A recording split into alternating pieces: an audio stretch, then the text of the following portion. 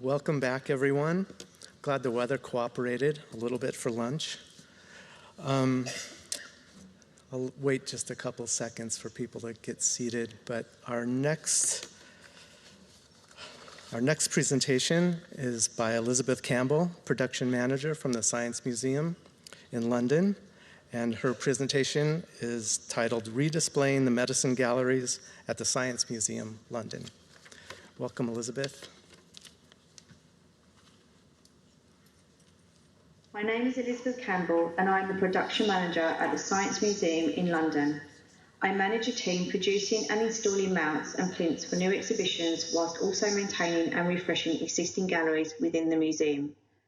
Following a 24 million 7-year transformation, the Science Museum opened Medicine, the Wellcome Galleries, which contained 5 vast galleries taking up 3,000 square metres and containing more than 3,000 medical artefacts. 3 years prior, our in-house mount-making team was mobilised to work alongside the exhibition development team to design, build and install many thousands of object mounts.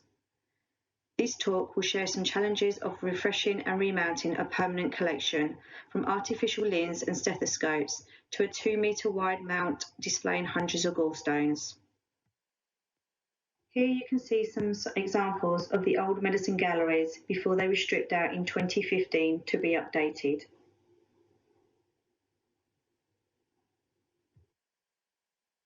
As you can see, the galleries were in much need of a refurbishment.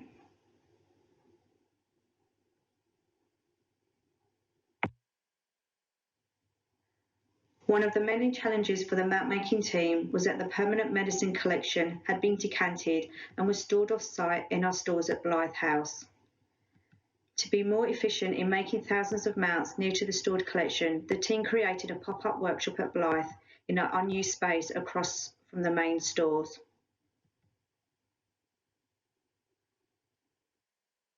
Blythe, the production team were able to work with the exhibition development team, including design, curatorial and conservation, to do many initial mock-up object layouts before finalising the mounts. One area of the galleries that displayed a condensed number of mounted objects on backboards was the lift section, with tall wraparound glass showcases. During mock-ups and mount making, template boards were made to mount medical items and instruments. This was also to help to mark out positions on the final showcase backboards when we came to install into cases to save some time.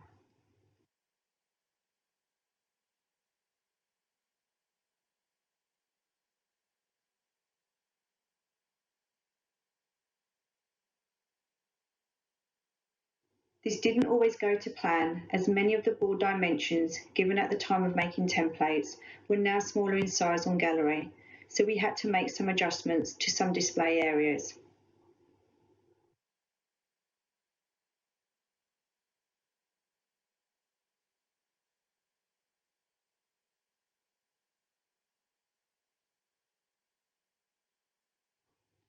These next series of pictures show a mount for an iron malt safe on open display.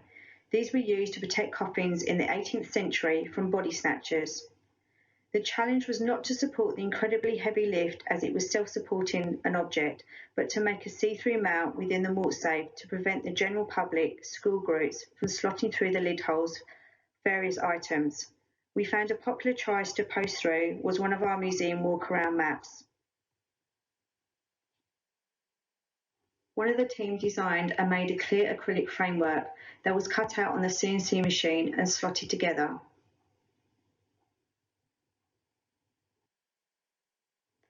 This sat within the malt safe with a fraction of a clear distance from the iron lid.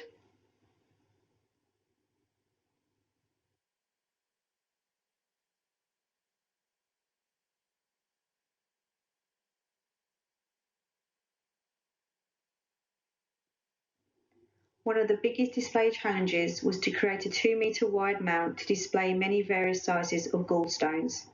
Jack Scott, one of our production technicians, worked with the external designer, curatorial and conservation to meet all their needs and expectations.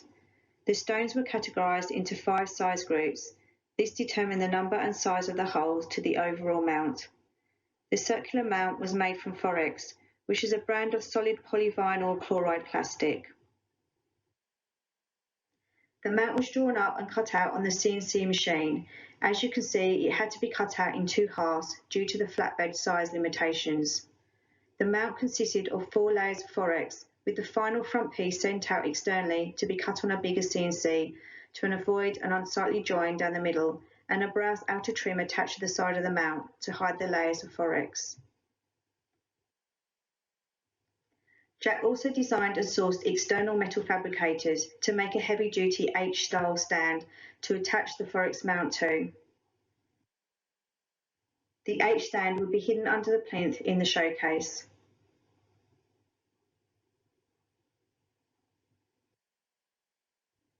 The larger stones were directly mounted within the apertures of the main mount with brass armatures with protective heat shrink plastic.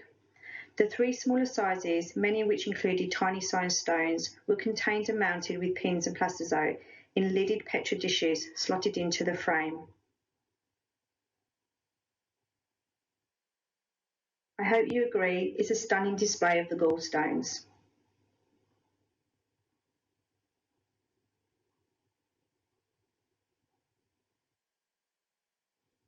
Here are a few overview pictures of the medicine galleries.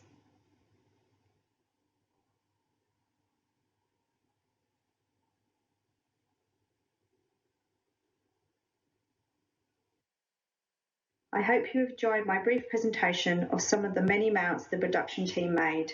Thank you for listening.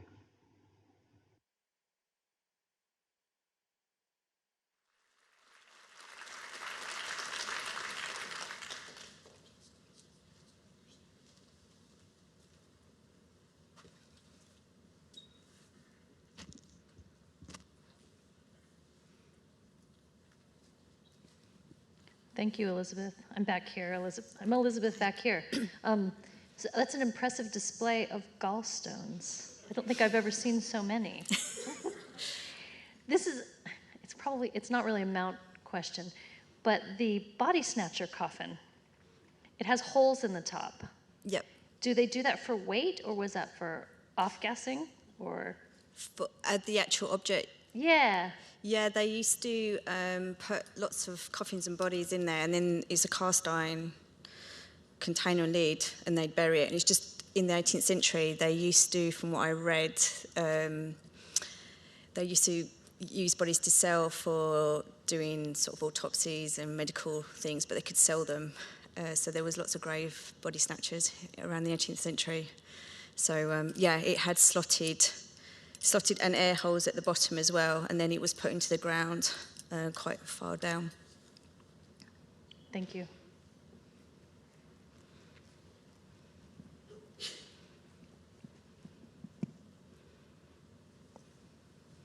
Hello. Hi. I have 2 questions, both related to the CNC portions. So for the grave lid, did you make a template to get that CNC part, or did you have that 3D scanned in order to come up with that shape, or how did you go about getting those measurements? And as for the gallbladder stand, were each of those pocketed depths, did you come up with those depths yourself, or do you have any information about the design of that overall piece? So the gravestone, the coffin. So we had Constantine, which is a heavy-duty company that helps move large objects. So they lifted the lid off for us because it's extremely heavy, and then Jack measured up, took some measurements, and did a template of the lid with all the cutouts, and then he drew that up on SketchUp, and then created like a skeleton frame to cut it on the CNC and then assemble it. There was a couple of attempts because we trialed it, put the lid on, and it was just a fraction too much to be able to put paper and bits and pieces people will try. So he had made a taller frame. So yeah, it did take a couple of attempts, but got there in the end. And the gallstones, can you repeat that question, please? For each of the pocketed sections in that mount. Did you guys come up with that? Was that based on each of the gallstones? Are each of them a different depth? Like, I work mainly in CNCing. That's why these questions are so like poignant to that. That's okay. It was mainly from a design point of view originally, and a bit curatorial in that they grouped some of the sections that they wanted to show, and I think it was a very big challenge that Jack took on, and I think collectively they all decided to come up with 5 different sizes because it just got too complicated in the end, and then worked out roughly. They did a couple of mock-ups and worked out how many school stones would be in each one and a big one in here. So they did various mock-ups and various small sizes of holes and came to finally the final design. But it took. I think he must have cut it out, the front piece, of 4 or 5 times at least. Thank you.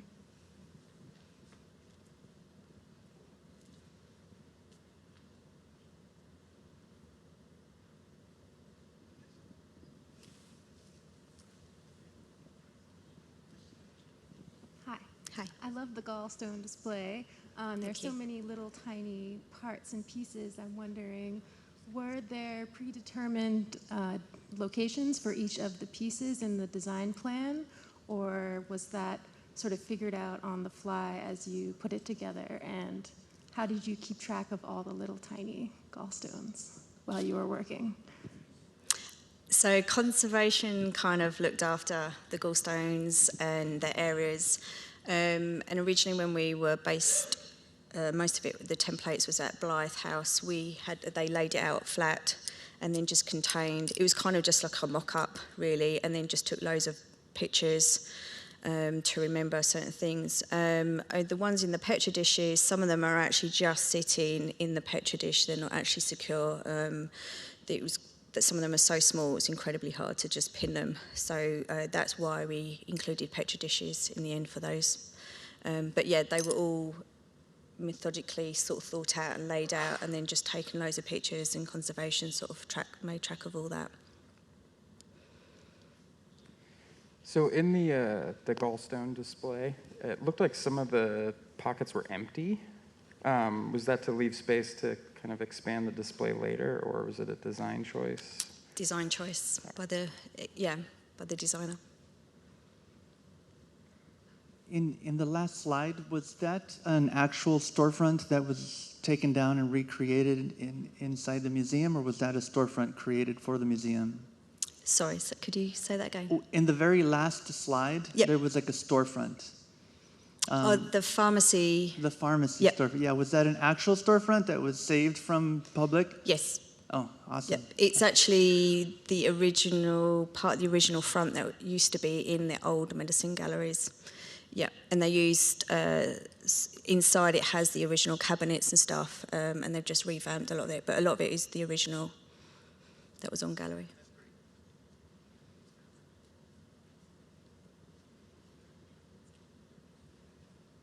How long was the process? Did you say from 2015 until last year? We installed in just before COVID hit, so I've lost track of years, 2019, 2020. Okay, about a 4-year project. Yeah, we did. I mean, I inherited the project. It had already started from a mount making point of view at our stores a year or so on, and then I came on and had quite a few new members that had never done mount making before as well, so that was a challenge in itself. But yeah, it took a couple of years because we worked on various other projects as well, so we were working on that as well as other things, so it took a bit of time, and we were still up against it towards the end, thinking, oh, we've got loads of time. No. How large is your team? My team at present is 3. It should be 5, but I'm recruiting 2 new staff at the moment. But at the time we were, I had 2 people that had been there a while, and the 3 new people like me, but they didn't come from a museum background, so they had to learn quick. Thank you. Thanks.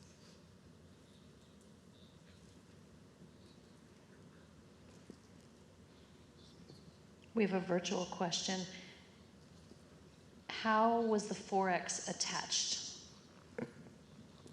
It's attached from behind, so there's 3 layers of, I think it's 16 mil or 18 mil, and then a thinner layer right at the front, and they're attached where the armature is on the back. It's all screwed in together from behind, and then the front thin panel is actually glued onto the front.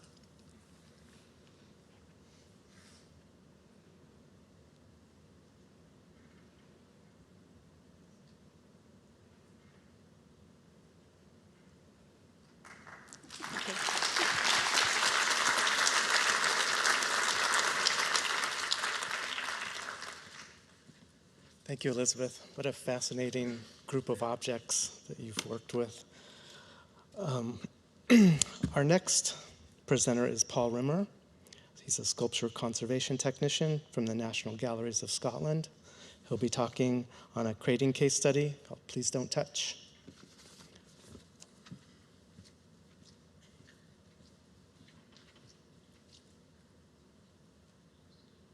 Hello, my name's Paul Rimmer. I'm a sculpture conservation technician for the National Galleries of Scotland in Edinburgh. I'd like to talk to you today about a recent project I completed on the hyper-realist sculpture A Girl, 2006, by Ron Muick.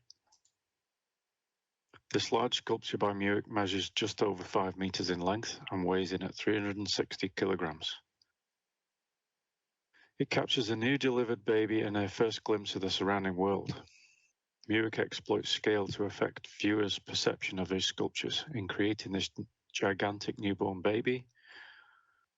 He uses scale as an expressive device to enhance and bring to the fore both the trauma and the miracle of birth. The sculpture consists of a fiberglass shell, approximately 1/4 to 1/2 inch thick. The main structure is finished with polyester resin, with acrylic varnish and acrylic paint applied. Where the foam meets the floor, there is an edge, making an opening in the bottom section. This curved form makes a structure that is strong, but for extra support, particularly laterally, an aluminium armature was constructed inside. A 3-inch box section bar runs the entire length, from inside of the foot, through the neck, until the top of the head. Attached to this main beam, 3 by 1-inch box sections are bolted, running at diagonal angles both horizontally and vertically. The whole aluminium structure has held in place with fiberglass. The sculpture can be lifted by this bottom edge, but some parts should be avoided. The umbilical cord should never be touched, as it was made separately and then attached to the belly. The lower hand should not be used to lift. This too was cast separately and attached later. It is firmly fixed, but lifting would cause undue stress on the joint. The hair should also be avoided. The work came into the collection with an existing crate that provided adequate protection for the object while in transit. But given its size and weight, getting it from the truck into the venue posed some interesting problems to solve, as you can see. However, the main issue was unpacking the work from its crate and then moving it onto a separate plinth, which required excessive and awkward handling by a team of technicians, as some parts of the work must be avoided, as mentioned. The install started with the removal of one side panel and the head end of the crate, as the other 2 were fixed. The artwork was then pulled forward on 4 timber slides to allow technicians to get into the crate behind the object. Next, the artwork was lifted out of the crate and moved on to support stands. Occasionally, this meant the artwork had to be carried for some distance, sometimes balanced on wheels, and even squeezed into a lift. Next, the timber slides which were bolted onto the aluminium support had to be removed. This required technicians to work directly under the artwork. Once the timber slides were removed, the work was again lifted and carried onto the display plinth and placed onto further timber battens so the artwork could be maneuvered into its final display position on the plinth. Then the last and final lift to remove the timber battens. This method raised conservation concerns for the vulnerable surface of the work, as the technicians were in direct contact with the object, and the safety of the installation team having to awkwardly lift, move, and lower the artwork several times. The challenge, therefore, was to devise a display system that would eliminate any need to touch the surface of the work at all. An interesting challenge, I think you'll agree. I started to think of how to move and display the large object without touching it. I broke it down to the simplest solution I could think of. Could I make the base of the crate the plinth? The plinth, which is not a stipulation of the artist but provides a valuable safety barrier between the artwork and the viewer, was considerably larger than the base of the crate. It was agreed that the larger historical plinth dimensions used in past installations would be maintained. So given the difference in size, I had to come up with a solution for that. So a plan was made and the construction began. Firstly, a new crate base was made to the same size as the original, as I intended to use the other original parts of the crate carcass. I then constructed 4 extension pieces to increase the footprint, 2 large detachable side sections and 2 shorter sections for the head and foot ends, with the intent to integrate the display plinth components into the crate to form a reusable kit. The 2 side sections were fit inside the crate walls. Unfortunately, it was not possible to fit the 2 smaller parts inside, so the decision was made to house them in a separate crate, which would be attached on top once assembled. Having made the new plinth, the next step was to find a way to secure the artwork onto the base and to provide cushioning for the artwork during transportation. I made 5 by 50 removable plastozoite foam supports, which were covered in Tyvek, and placed them at the optimum points to support the work over its length. Now that the need to physically lift and move the artwork, as previously mentioned, was removed, the second challenge was to come up with a solution to take the artwork from its transport position, sitting on foam supports, into its display position, sitting on the plinth. I needed something that could be integrated to hold the artwork in position and to help removal of the foam supports. The obvious solution, motorcycle jacks. I researched to find something that would be small enough to hidden inside the artwork, but with enough capacity to lift the work safely. I chose to position 2 jacks equally to spread the load and to utilize the fixing points that used in the original aluminium beam. Next, I had to set the jacks into the surface of the base because I had planned to access the jacking point from beneath, which required welding support brackets onto the jack and also manufacture an extension to the jack so it could be operated in a position that would be hidden from view and accessed from the side. The 2 jacks are operated with 2 standard socket ratchets. A 2-person synchronized lift is the preferred method. Once the artwork is raised above the height of the foam supports, they can be removed. And then the work is lowered slowly into the display position, resting on the plinth. With the work complete, the crate is now assembled. As mentioned before, the 2 large plinth components, as you can see, were packed inside of the crate, running the entire length of the crate. And the 2 smaller end components are packed in a separate crate on top. This also contained a first aid kit with ratchets, spare bolts, paint, etc. So now it was time to test my theory with a real-life install. This was pretty nerve-wracking, I can tell you. We hadn't had time or resources to do a full practice run before this point. And it was all on to me to make this work. The first venue to test this new improved method was in Finland. After an epic 4-day road trip, we set to unpacking. I had also written a draft step-by-step installation guide to accompany the work. This was a working document, as I planned to use the images from this first install. and any improvements or issues could be added to the final document. After removing the top of the crate, the orientation of the artwork can be seen. The crate can be now moved into its final position within the space. The sides are then lowered and the plinth components can now be removed. Next, the artwork is jacked up to enable the transit pads to be removed and then lowered into its final position.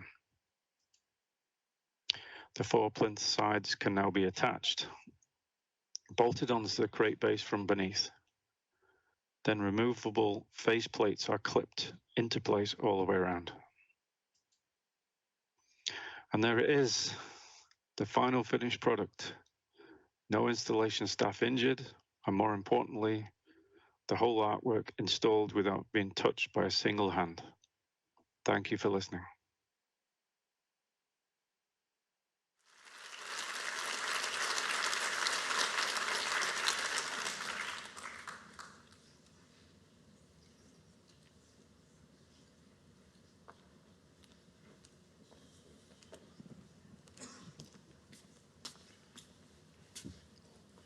A lot of people here. Thank you, Simon. I'm in the back with a virtual question. Are there seams on the top of the plinth? Are there seams? Is it a seamless top? Unfortunately, yeah, there is seams. In hindsight, we could have come up with a better solution. We're still kind of trying to come up with a solution, but with it being a kit form, there is seams. They are butt jointed at the moment. There is a thought I might try and joint them a bit better or make some sort of seamless joint, but it's always been a kind of compromise.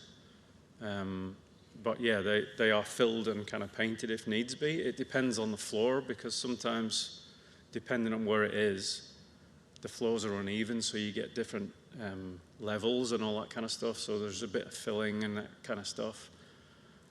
But it's a good payoff that you don't have to physically lift the thing anymore. So that was the main idea, that nobody had to lift this from one place to another. So for the work being not touched, I mean, it's a good compromise. Yeah, it's a great, beautiful job. Thank you. Thank you. Oh, yeah, hi. I was wondering, when it's being transported, the foam runners that it rests on, what kind of foam was that? It's Plastizoid. It's LD45. Okay. Density, yeah. Thank you. And to speak further on that, the timbers that it's attached to from underneath, those timbers are attached to the crate in what fashion? Which timbers was that, sorry? When it's traveling, it's riding on the wood, correct? And the wood's attached to the sculpture? It's more or less sitting. When it's traveling, it's sitting on the foam. So you let the jacks down, and it's not. There's no timber underneath it. So what's holding the sculpture in place in the crate? There's brackets on the jacks. I don't think you saw them in those pictures, but there was original. They had plywood pads underneath. You know, when they had them on the original sliders. So I used the original fixing points, and there's timber pads underneath to make up the gap. So we just attached to those.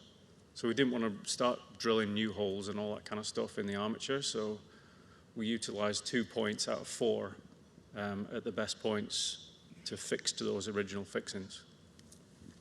Thank you. No problem. We have another virtual question. What are the weight and dimensions of the crate? That's a good question. It's not that much bigger than the baby, to be honest. I mean, the baby's just over 5 meters by about 5 feet wide. But it was constructed before I did this work, and we wanted to keep it as small as possible because just to get it into a building. You can't, ideally we could have made the crate the same size as the plinth, but no one would be able to get it in the building. So we need to make it accessible as possible. So keeping the crate as small as possible. So it's just over, 5.5, 6 meters length by just over 5 feet wide. So it's as you can see, it's really packed in there. It was made by Constantine in the UK. So I kept to those dimensions. Do you know how much the baby weighs? It's about 360 kilos. Okay. Yeah, but with all the components, I mean, it's over 1,000 kilos when it's packed. So it is considerably heavier, but as I said before, yeah, I mean, you can't take it out the crate and carry it in a lift anymore, but that was kind of the point of doing it, you know what I mean? So you don't have to touch it at all.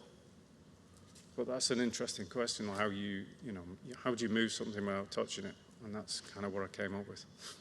Great, thanks. Since the jacks are embedded into the pedestal, do you have any access to have a look if there's any mechanical breaks or any parts that have been falling during transports before the install? Yeah, you can see it. I mean, it does go up quite high. We don't really need to because we just bring it up those 2 inches to remove them. But you can take it up so you can see inside. You can't access them from underneath. Yeah, this was a one-off idea. I mean, I just came up with this with many sleepless nights, trying to come up with this idea. I had baby brain for months and months trying to come up with this. You know what I mean? That's what I called it. But yeah, you can see it. I mean, there is a concern, with wear and tear, with all of this stuff. So we try and send out either myself or another technician to check it and maintain it, and we do a report of how smoothly all the mechanisms are working, you know what I mean? And then, because it's been out on loan ever since I did this pretty much, it's just traveled the whole of Europe and all that kind of stuff, and I think it's going to Rome or something next, so it's because it's too big, we can't store it, so they just send it all around the world. So, there's nowhere to put it, so it's just like, send it somewhere else, so... But yeah, I mean, I'd like to, if I can, because, it's kind of my baby, excuse the pun, but to check it, those kind of things that, a conservator wouldn't necessarily look at. So yeah, it is accessible, but yeah, there's a limit to how much you can see. Thank you, this is a great answer.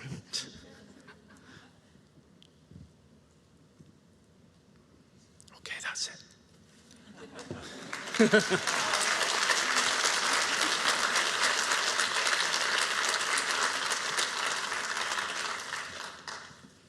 Thanks, Paul. Your sleepless nights paid off for sure.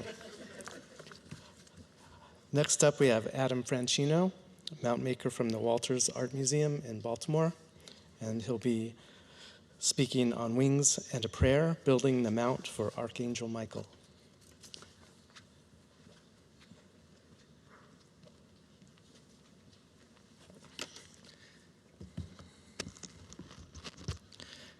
Hello, I'm Adam Franchino, and I am the art handler and mount maker at the Walters Art Museum. The project I made a presentation for today is on Wings and a Prayer, building the mount for the Archangel Michael. The Walters Art Museum acknowledges the Piscataway and Susquehannock nations that originally inhabited the land on which this museum is located. We also acknowledge tribal nations, most notably the Lumbee, that migrated here, and indigenous peoples whose ancestors are represented in the objects that we steward in our collection. And this is the object. This is the Archangel Michael. It is a 17th century ivory sculpture carved in the Philippines. The piece stands 49 inches or 124 centimeters tall. It's constructed from over 14 pieces of elephant ivory, and the ivory Saint Michael and the demon sit atop a carved marble base that, from the style, we believe was made at a later date by a European artist. And the piece was originally assembled as a stack. The ivory demon is placed on top of the marble base and is fixed into place with 2 iron rods. These iron rods then pass up and go through holes in St. Michael's feet up and into his legs to support him. In 2021, we returned St. Michael to display after decades of being in storage. the new display required a mount for him to be, the new display required a mount. The main purpose of this mount was the large ivory wings that were originally held in mortises on St. Michael's back could no longer support the wings. So the mount would have to hold the wings in their original position. There is movement in the joint between St. Michael's feet and the demon on those iron dowels, and that movement would have to be stabilized for display. And the new display would show St. Michael in the round, meaning the challenge with this mount would be to hold these wings up in place 3 feet off the deck while being inconspicuous at the same time.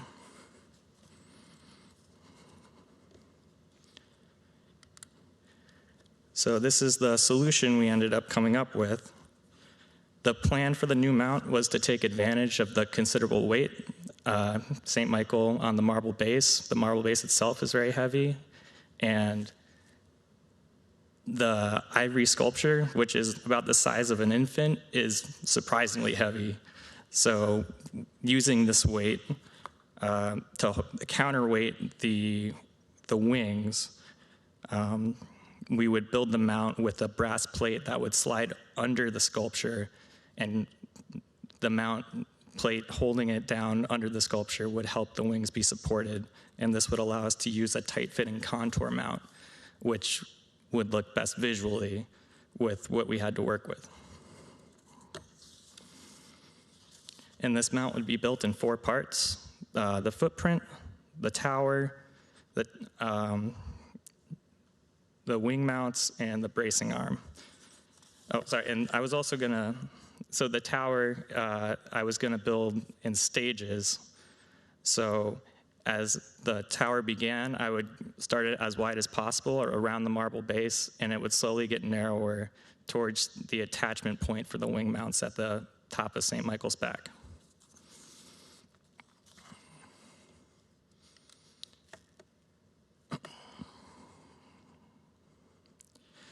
Building this mount required access to the back of St. Michael, and while he was assembled on the demon and the base. To stage the object, I put together this custom cart. We had this red metal mount that we actually believe was used for him at some point in the museum's history. And I attached it to the cart so that we could support St. Michael from the front, giving me access to the back. And I put another layer of wood on, so when the time came to test the new mount, we could simply slide the old mount away and have the new mount take over. Construction began with the footprint of the mount. This was made with a 1/4-inch piece of Sintra, which came from an old label that we had laying around the shop. So I cut this to the shape of the marble base, and then in the back of the footprint, I routed out an 1/8-inch mortise for a brass plate to fit in. And this brass plate would serve as the base of the main tower of the mount.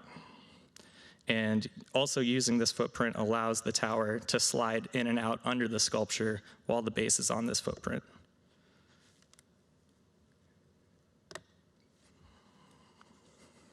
This is the first stage of the tower. Once St. Michael was staged on the footprint, we started work on the tower. I added 2 rods at a wide stance on either side of the base. And the top of the marble base behind the demon was actually relatively flat. Here I installed a flat plate on the rods, providing a base camp or a stable surface for the next stage of the climbing mount.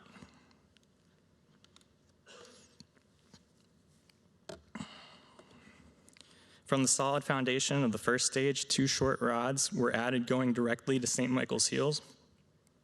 These heel plates stabilized the movement in the joint. The heel plates also served as a visual indicator of where St. Michael should be when installing him on the mount. The iron rods that go in his legs still allow his feet to pivot a little bit. So having the heel plates shaped to his feet allows us to see and make sure that he's in the right place for the mount to fit.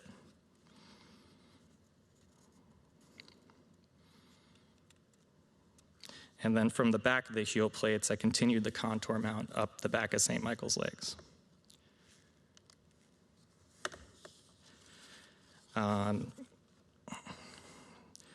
This is the third stage of the mount that goes from the bottom of St. Michael's armor up to the up to the top of his back. For this stage, I went to flat brass bar and abandoned the metal rod. We were nearing where we had to be for the mount, and we didn't need as much strength at the top of the mount as we did at the base. And the flat rod actually blends into the terrages of St. Michael's armor down in the skirt area.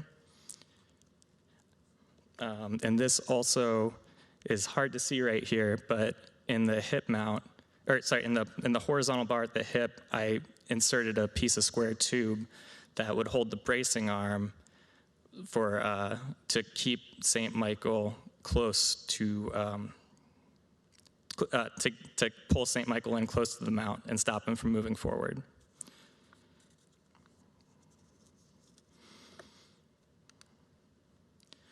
Once I completed and shaped the stage of the mount that was going up St. Michael's back, I had to attach it to the portion at the top of his legs. So to do this, I added 2 rods to the bottom of the mount, to the bottom of the third stage, and bent them directly to meet the top of the rods at the top of the second stage of the tower. And this is the completed tower. And when they're all together, this stack of 3 rectangles makes it very difficult to adjust. So it was very important to have every stage shaped correctly, because when they're together, they are 3 connected rectangles, and trying to adjust one corner of one always distorts something else somewhere down the line. And then I was able to move on to the wing mounts and the attachment point. The wings had individual mounts made that completely supported them when attached to the tower of the mount. The attachment point for the wing mounts, I brazed threaded rod into the attachment point with a registration pin under it. I chose to use threaded rod instead of tapping the tower and putting a screw in there, mostly so I could sleep at night. I felt a lot more secure with a fastened threaded rod holding the wings and not having a screw slowly wiggle itself loose. And it was also possible to see if the nut is moving at all just by looking at it from the outside.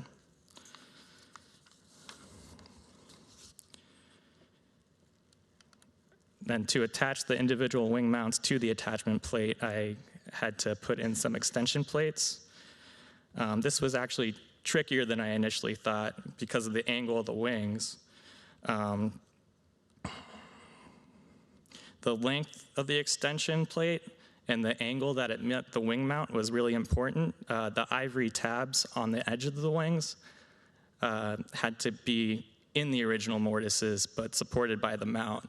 So you can see in the middle picture here, it's polished clean instead of primer because I had to redo that joint a couple times. But once we got it right, the wings sat in the mortises as intended.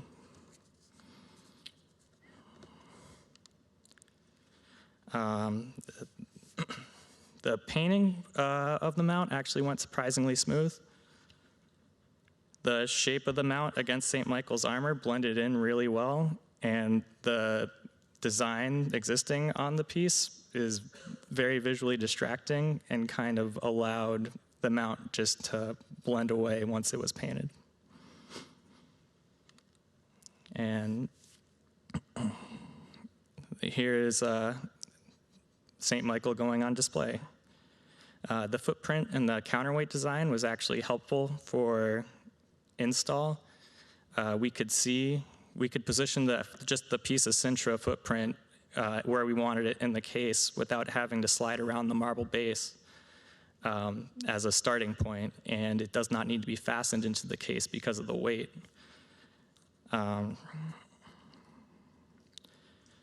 and in the first picture here, you can see me sliding the tower in under the footprint. So the mount install went very smoothly. The trickiest part was actually getting the large vitrine up over St. Michael's sword. And to do this, we used a lift and strapped the vitrine to the lift and slowly moved it over St. Michael and down into position. And this is St. Michael on display. This is actually the best picture I have of the bracing arm as it's being used. I didn't document it well, but you can see under St. Michael's sword arm at the crease of his armor is a small rod, and that pulls his body against the mount, making sure that nothing moves.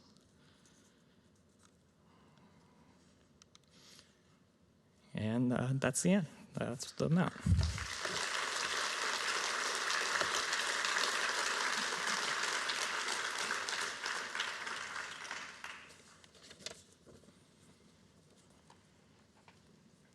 Thank you, Adam. I'm in the back here with the virtual questions. The base plate for that mount, is it secured to the deck? It is not secured to the deck. The mount was not, the object's so heavy that we weren't worried about it traveling. The mount was mainly to help to support the wings. So when you have the stack, does someone else, do you sort of, someone hold the mount and then another person sort of scooch it in?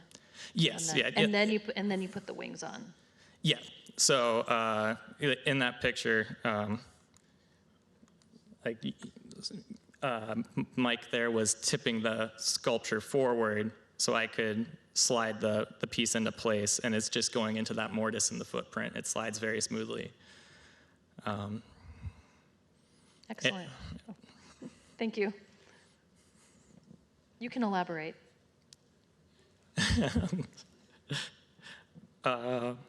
You don't have to, though. Okay. It's okay. No pressure.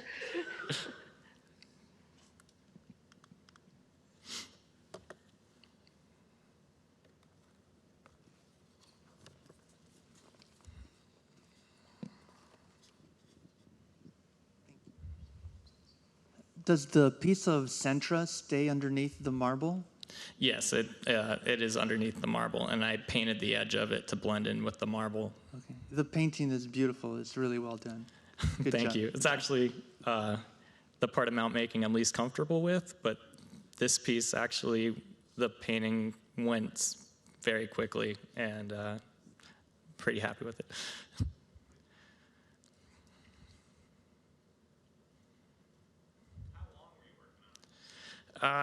That's tricky. So I started designing it in February 2021, and it was installed in July, and this was always kind of a project that I would work on when I had free time. I'd probably say it's like 2 solid weeks if everything was put together.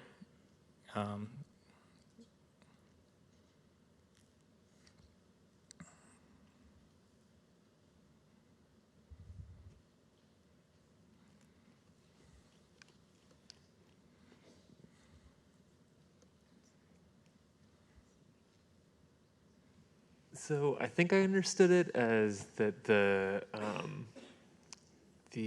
points where the wings are attached, that those parts of the mounts, they can actually be deinstalled essentially on their own, so that the mount is like the center pillar is on there, and then you can bring in the wings in order to get them to fit into those mortises? Yeah, so sorry, to install the wings, I first put the wing in the cradle and fed the tab into the mortise, and then the threaded rod went over. Then the plate was mounted to the threaded rod on the wing. But I had to install the mount and the wing kind of together because they kind of capture each other. So.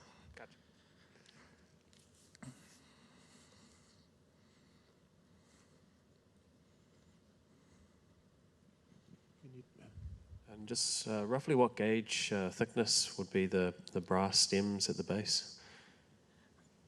The brass rods at the base.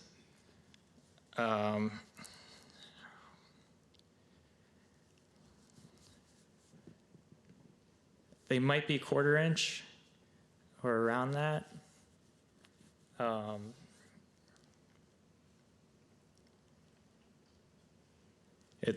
I don't think I remember exactly. Can you talk a little bit about your brazing technique? It seems like it's always hard to get enough heat on heavy brass. Yeah. Let's see. So, like when I was going into plates, I would always, drill a hole through the plate to insert the rod in to get a good joint. The brass here isn't especially thick, luckily, and I'd say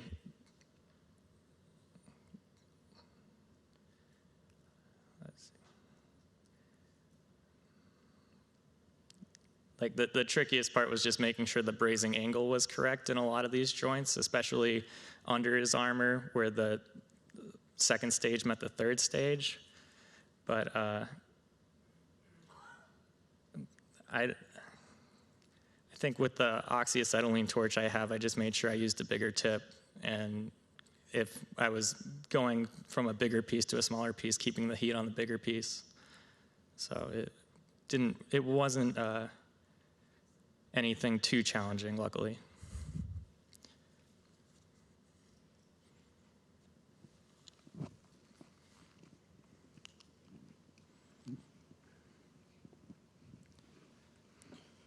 I know you mentioned that you had a good time painting the mount, and I was curious to know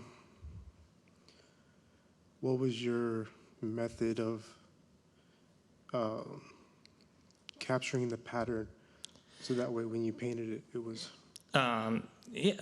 So the pattern on his armor, I covered the back of him in cling wrap, and with pencil, I lightly drew patterns that would connect, or like the pattern that was directly under it. I could put the mount directly up to his back, and then to start the painting, I initially just painted the whole thing with acrylic unbleached titanium color, and then the only colors that I really used were gold for the gilding, and then like a burnt sienna, and then after everything was painted to make it blend in more to the worn ivory look, I just kind of rubbed some burnt sienna up and down, and that helped knock away the brightness. We have a virtual question, Adam. For long-term storage of the item, is the statue stored with the wings intact? No, if we were to store it, we would store it in pieces. The wings also seemed large. Are they also ivory? Yes, the wings are all ivory, and actually the back of the wings is very interesting because it is the only part of the sculpture that's unfinished. So you can see that they are 3 sheets of ivory, and they have ivory cross members that that join the 3 sheets. So you can kind of see that in the image there. So I had a question. I had a question about the mount. So as you built the 3 stages up to the wings, did you braze each of those stages together, or does the mount come out into components for travel? So the whole tower is one piece. I did braze every piece of the tower together, but the wing mounts are fastened with nuts. So the main part of the mount, do you use that for storage also, or do you disassemble the sculpture? The sculpture is easy enough to disassemble. So we would take, besides the wings, it would just be St. Michael, the demon, the marble base, and then the 2 metal rods, and we would store them separately. All right, thank you.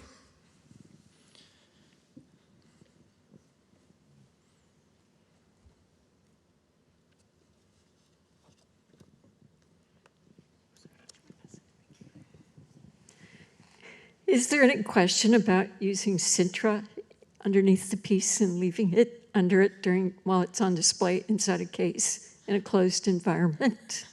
There is a barrier between the Sintra and the marble, and I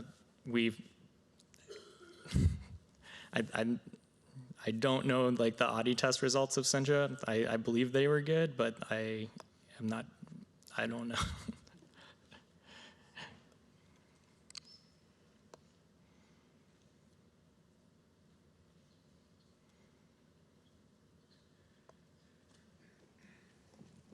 Hi there. Was there a barrier between the brass mount and the ivory surface? Yeah, the whole mount is padded with suede polyethylene.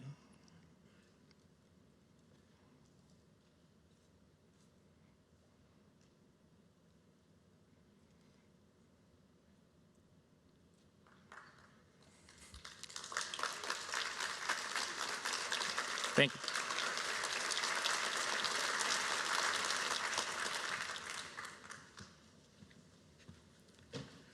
Thank you, Adam. That was a really complicated contour mount. Nice job. So Andrew Estep will join us now, mount maker from the Metropolitan Museum of Art in New York, with a talk on Sagrado Overdor.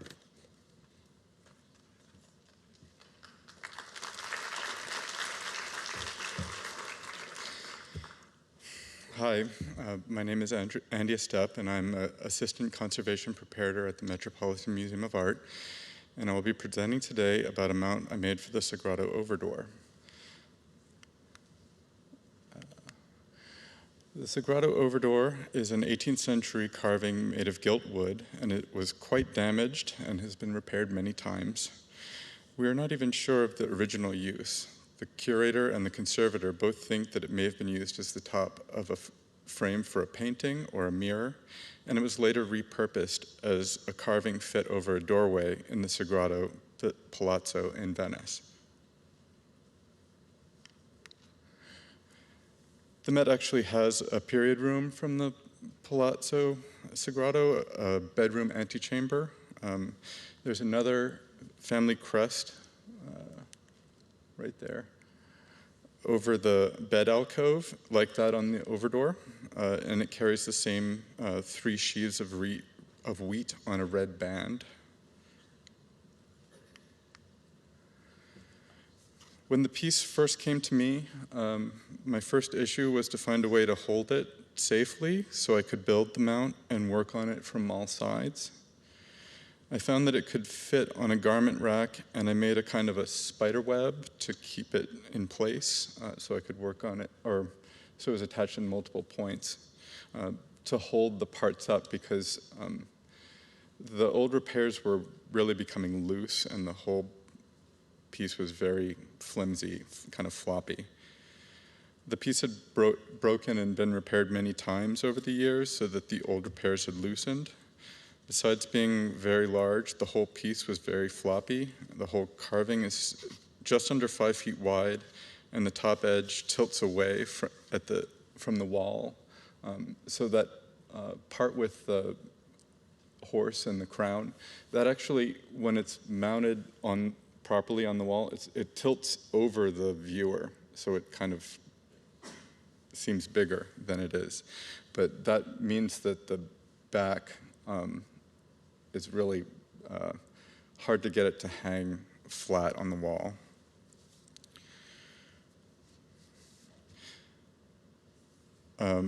So it projects out about 10 inches from the wall. A heavy section of the carving on the right is cantilevered from the main body. Also, the curator wanted to show the Overdor so it would fit properly on the wall. And they wanted it to fit over the entrance to that period room, and the public would be able to walk under it. A mount that created an external skeleton-like structure that fit behind the carving would be the only way to allow this piece to be shown because it is so damaged. So designing an external skeleton to support the weight. The heavy carving is on the far side of that right arm, so I had to make a a plate that would fit across the back that would reach all the way to the far side and support the heavy mass away above from tilting on the lacy part in the middle. Although the lace-like carving was very thin, there were always at least 3 arms that could be followed. So I traced the back of the carving in paper and made places for setbacks to go around the many old repair plates. And I laid this all out on an 1/8-inch brass sheet. And the way to attach it that I decided was the best was to use the plate as the mechanical attachment point for the arms that will go around the carving of the piece. Every arm attaches with 2 screws to the back plate, and each hole is tapped into the back plate, and each screw has at least 3 threads into the plate material.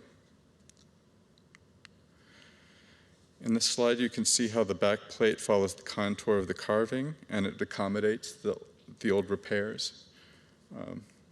Like right here, this is a repair plate, so it sticks out from the old, it's not working. It sticks out from the main flat part of the carving.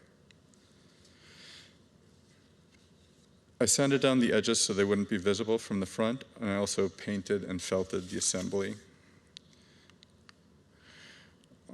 Here's another slide that shows the whole right side in the mount a bit better.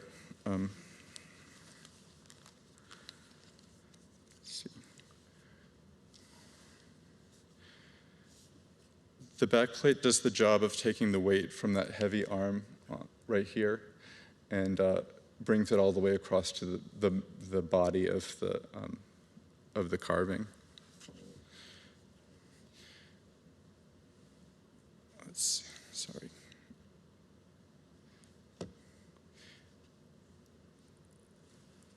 One of the bigger issues with this was the main body of the carving, and there's a lot to work around here. This wooden post was original to the piece, and this metal bracket was added sometime in the early 20th century, we think when it was converted to the overdoor.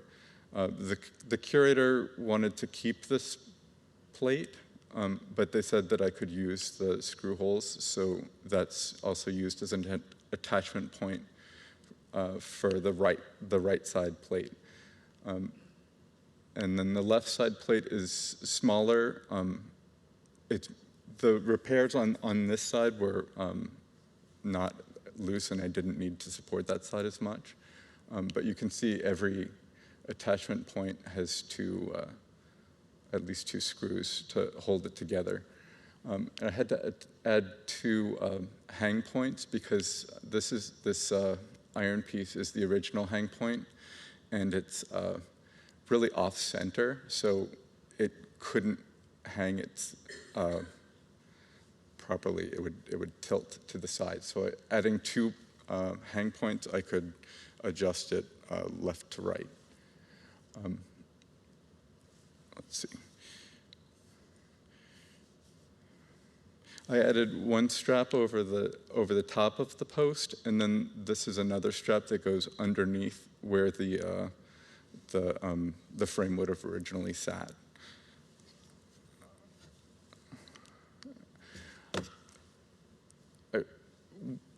Once I had this up against the wall, I found that the combination of this wood post and the added metal post meant that it couldn't sit flat on the wall. So I had to add this I modified this strap to an outrigger. So this part comes in contact with the wall, as does the wood post and the 20th century edition. So the whole piece can fit flat on the wall, and it doesn't fit askew.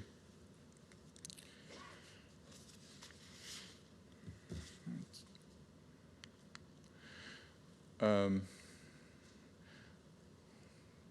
can see a few of the places where the attachment arms come around the front.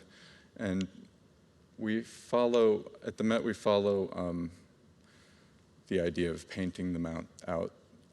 I tried to keep the arms in creases so they weren't as visible, but like here, sometimes that's just not possible. So here's the finished mount.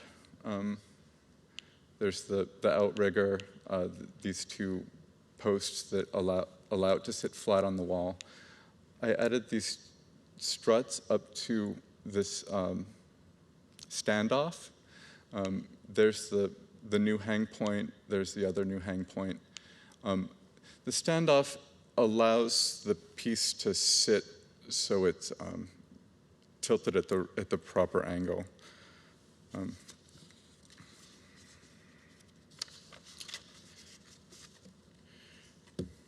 So you can see how far out the weak arm sits from the center of the mass. The slide's cut off, but the carving stops about here.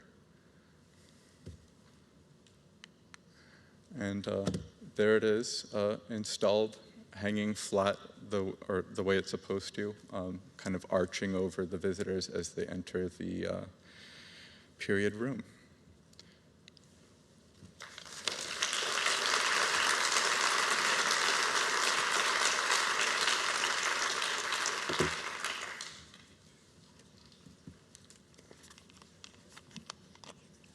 Thank you, Andy. I have a virtual question in the back. What is the weight and dimensions of the object? The weight is about 40 pounds. We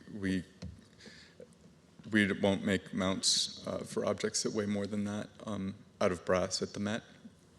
That's kind of the capacity of the brass that we've agreed on. The size, it's just under 5 feet wide and just under 3 feet tall. Is the piece suspended on a wire? Yeah, it's suspended. There's a gallery rail, and there's a wire here and here. The offset is right behind this crown, and the offset keeps the whole carving from tilting back into the wall. The center point the hang point, the mass of the piece is under the center line of the height. So when you hang it on the wall without this standoff, it rocks back. Like it doesn't sit the way that it's supposed to, which is, if it was attached to the frame like it originally was, or if it was attached to a door frame, it would be attached here. This is a secondary attachment point, but that would keep it aligned properly and not tilting forward or tilting back. Without the offset, it really tilts back about 10 inches. It appeared as if there were a single wire that it was hanging on. Here we see two. It's two wires. Oh, it's two. It's just the lighting. The other wire's right here. Maybe you can see it up here better. Right. But yeah, there's two to be kind of puppeted around and keep it angled. So there's what's the attachment of the wire to the armature? The attachment to the armature? Yeah, like you mentioned, is that adjustable? This outrigger here, or a standoff? Right. Standoff. It sticks from here to here. It sticks out 10 inches to hold it in the proper orientation. Right.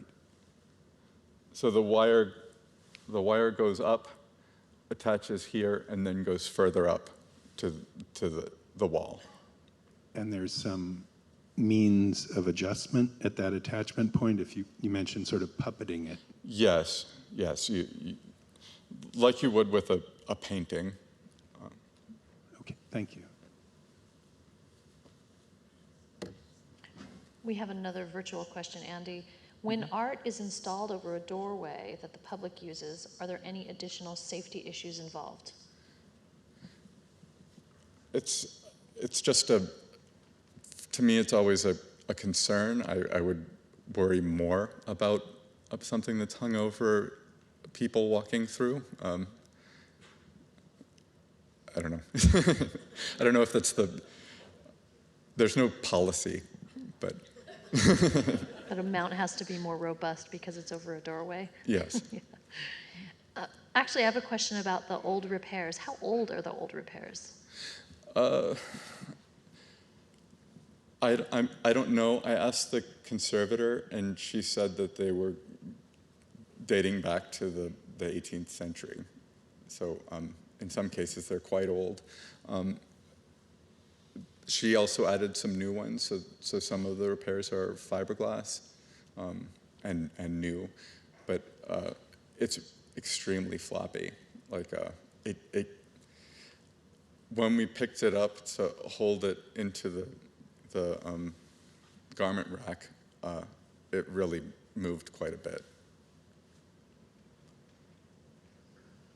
Thank you. Sure.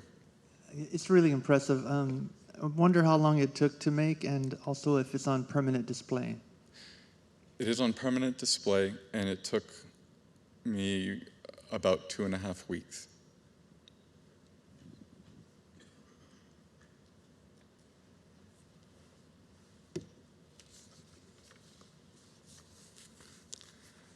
Thank you.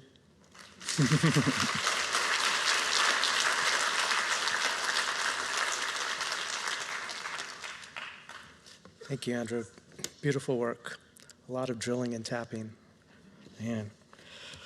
Okay, so now our last presentation before our break will be Renee Gortat and Doug Young from Learform in Brooklyn.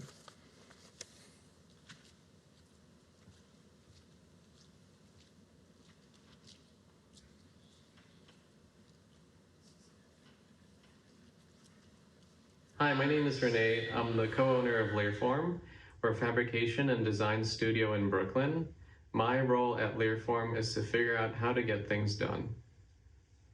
I would like to start off by showing you a video of Victor, a 4,000-pound crystal, and how we use our 3D scanner and 3D modeling software to create a custom mount, display, and crate. Meet Victor, a 4,000-pound white quartz crystal from Brazil. He is remarkable, beautiful, mystical. Also massive, asymmetrical, and unbalanced. Creating an attractive display and durable transport crate custom-made for Victor required creativity and technology as amazing as he is. We did it with 3D scanning in 2 phases. The first, to design Victor's metal mount, and the second for his display. Victor's physical composition presented a host of challenges to overcome. Since scanners generally cannot pick up transparent, shiny, or black surfaces, we used an opaque, self-dissolving sublimating film to perfectly capture the unique shapes of Victor and his mount. Because Victor is large enough that one complete data file would be prohibitive, we used markers placed on Victor's surface to scan him in sections, then connected the images together using Einscan software and mapping technology. Also, for data economy, we scanned only the portions of Victor needed for his custom fabrications. To design these items, we imported the scan file into 3D modeling software.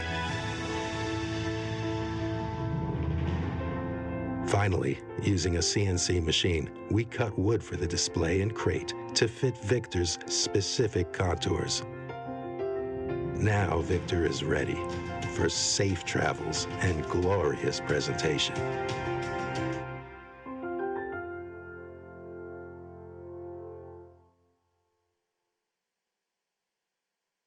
That video was a great overview of the project, but I would like to go into more detail about the mount making process. So here's what the scan looks like in Shining 3D.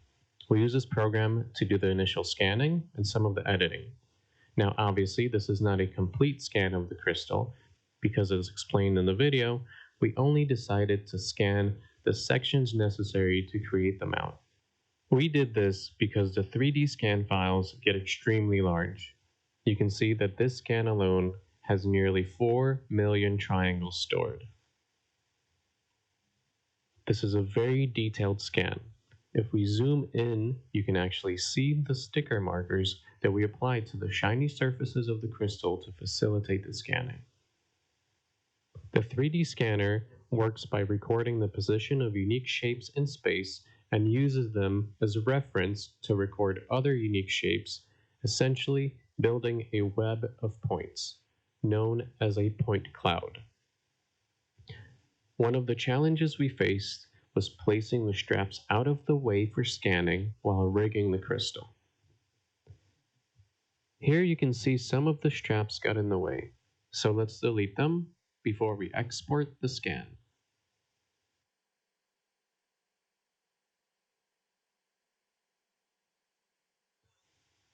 We will save the scan as a OBJ or STL file type and open it in Rhinoceros 3D.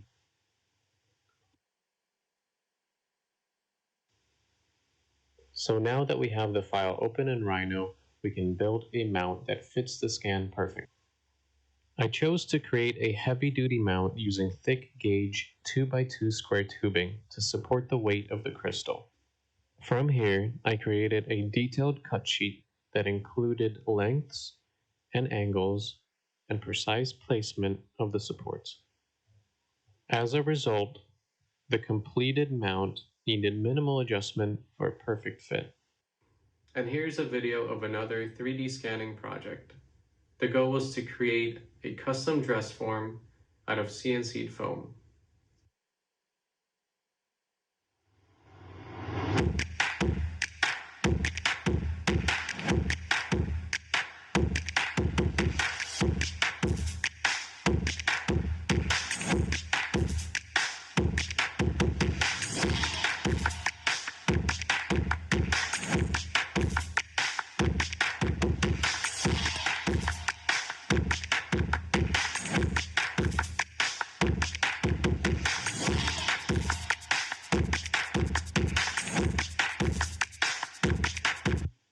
Okay, so we are back in Shining 3D. This is the scan that I was taking in the video. The reason why I chose to 3D scan a person rather than finding a model online is because I was looking for a very specific size for the dress form. And here is the edited form. The bottom portion of the form was adjusted to accommodate the dress and help to retain its shape. In order to create the form out of foam on the CNC, the form had to be spliced into 2-inch layers, which is the thickness of ethafoam. The individual pieces were then arranged to fit onto a piece of ethafoam and saved as an OBJ file. It is then open in VCarve. I use this program to set the toolpaths for the CNC.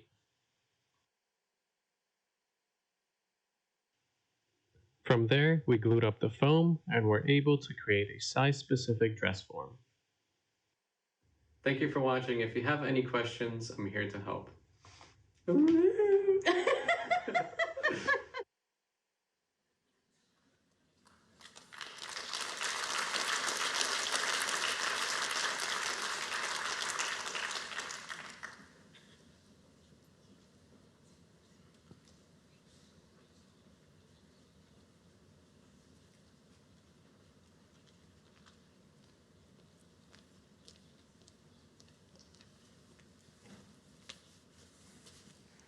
Hello.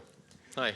So for the crystal, was there any mechanical attachment, or were you just relying on the weight of the object itself to keep it honest? There was no mechanical, it was just a weight, so we just created the mount kind of to fit into very specific points, and then the weight of it just So the facets of the crystal were engaging brackets that kind of locked it in place, and we did use set screws to also kind of lock it in place.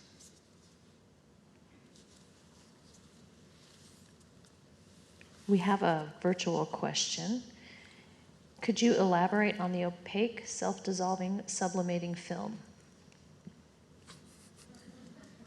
Well, I don't think it's an archival thing, but it just allows the 3D scanner to pick up on the surface. So if it's a shiny surface or if it's a very uniform surface, the 3D scanner just can't pick up any unique attributes. So the film, the spray-on film, just kind of shows the surface a little better. So it eventually kind of evaporates.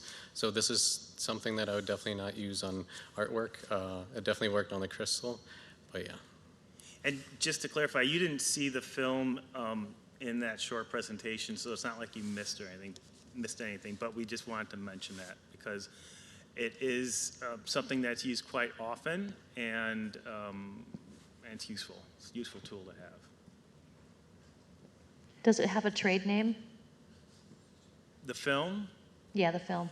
I don't, there's different kind of products out there that you can use besides the film. There's dry shampoo, talcum powder that you can put on an object to create an opacity.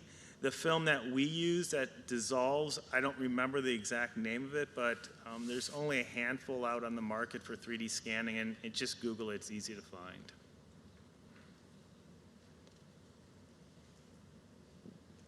My question was, for the mannequin project, what software did you use for your CNC cutting? So which software did what? What software did you use? You went from Rhino and then you pathed it and cut it in Yeah, what so software? the program is called VCarve, and that's what we use to kind of set all the tool paths for the CNC. And how long was the cut time for the mannequin? It wasn't too long because the foam is, it's very easy to cut through, so you don't have to cut a little bit at a time. So for a full 24 by 96 inch sheet, maybe it took 2 hours, maybe a little quicker. And if you don't mind me asking, when you're usually cutting foam, how do you dispose of all of the extra? What do you mean? Like, do you just like, the reason why I don't particularly like using the foam, it's thick and it'll give you the part, but there's so much waste. And this, although CNC is really great, but there is a large amount of waste. And Sure. I do care about the planet. Yeah, I mean, we try to reuse the foam as much as we can. So we also do crating, which means that we can, cut it down to small 3.5 by 3.5 inch blocks that we use for bumpering out the crate. So we kind of try to use as much of it as possible. Okay, thank you.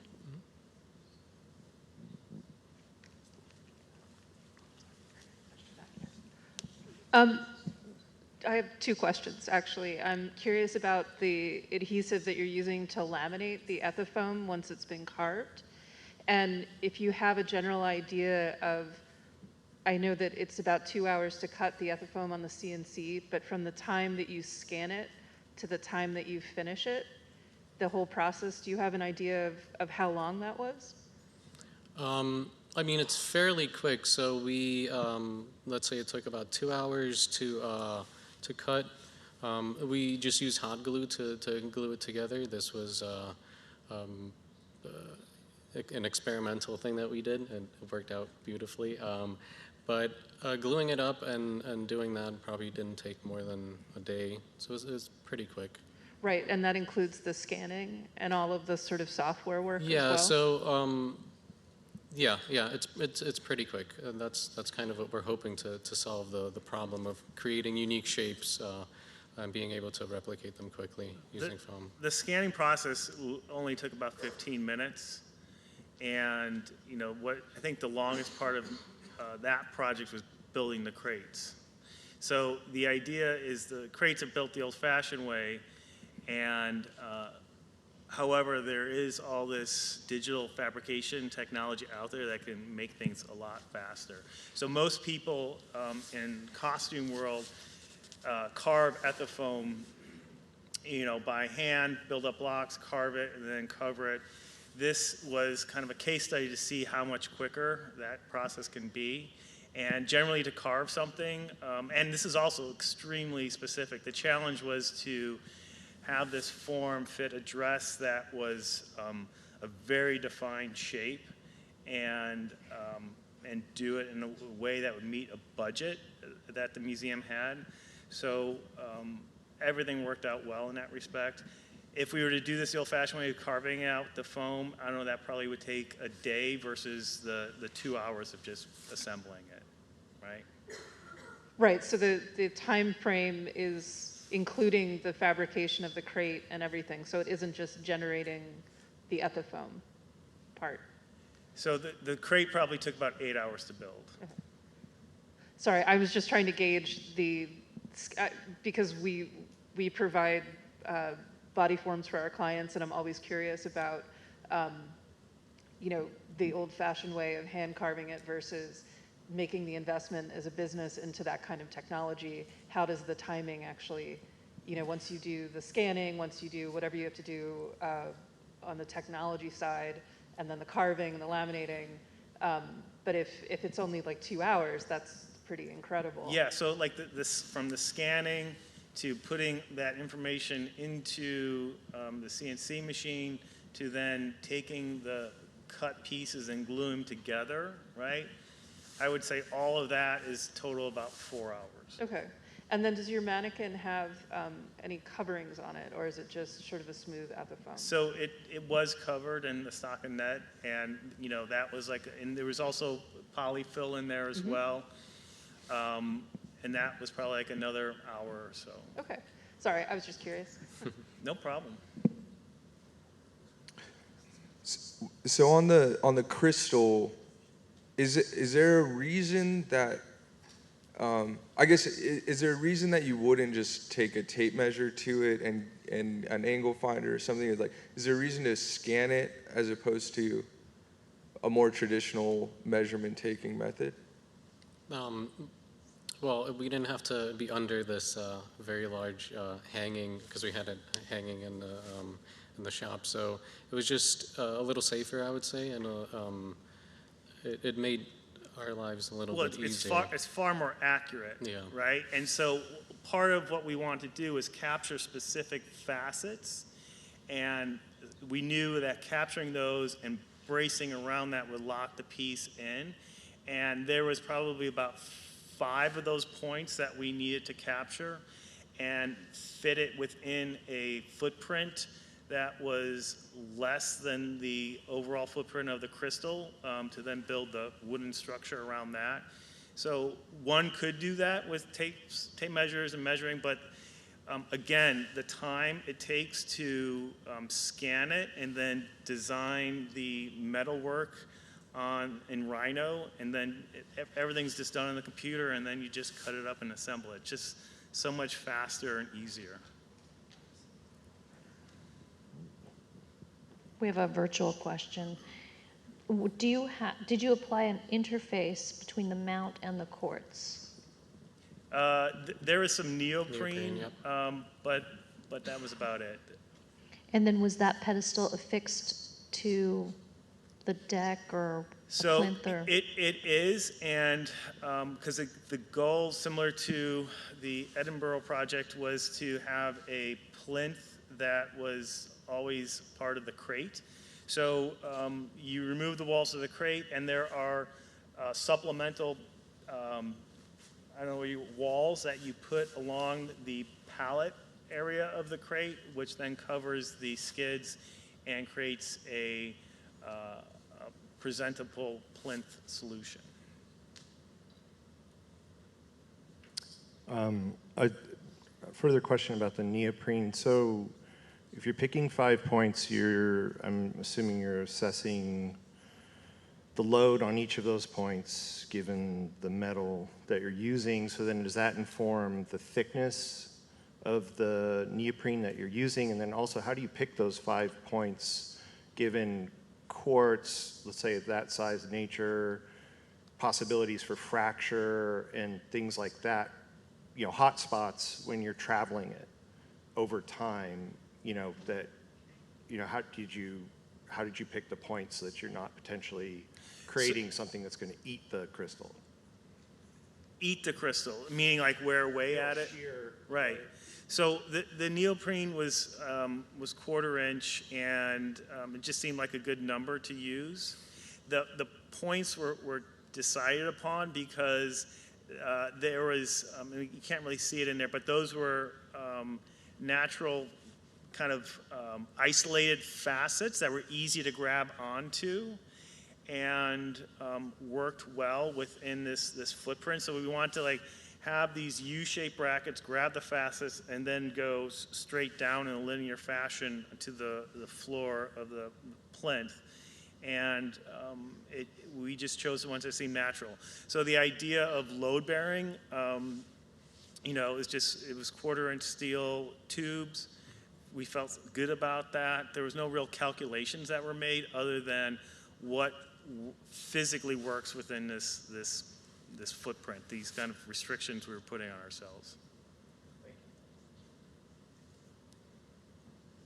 We have another virtual question. We have actually several.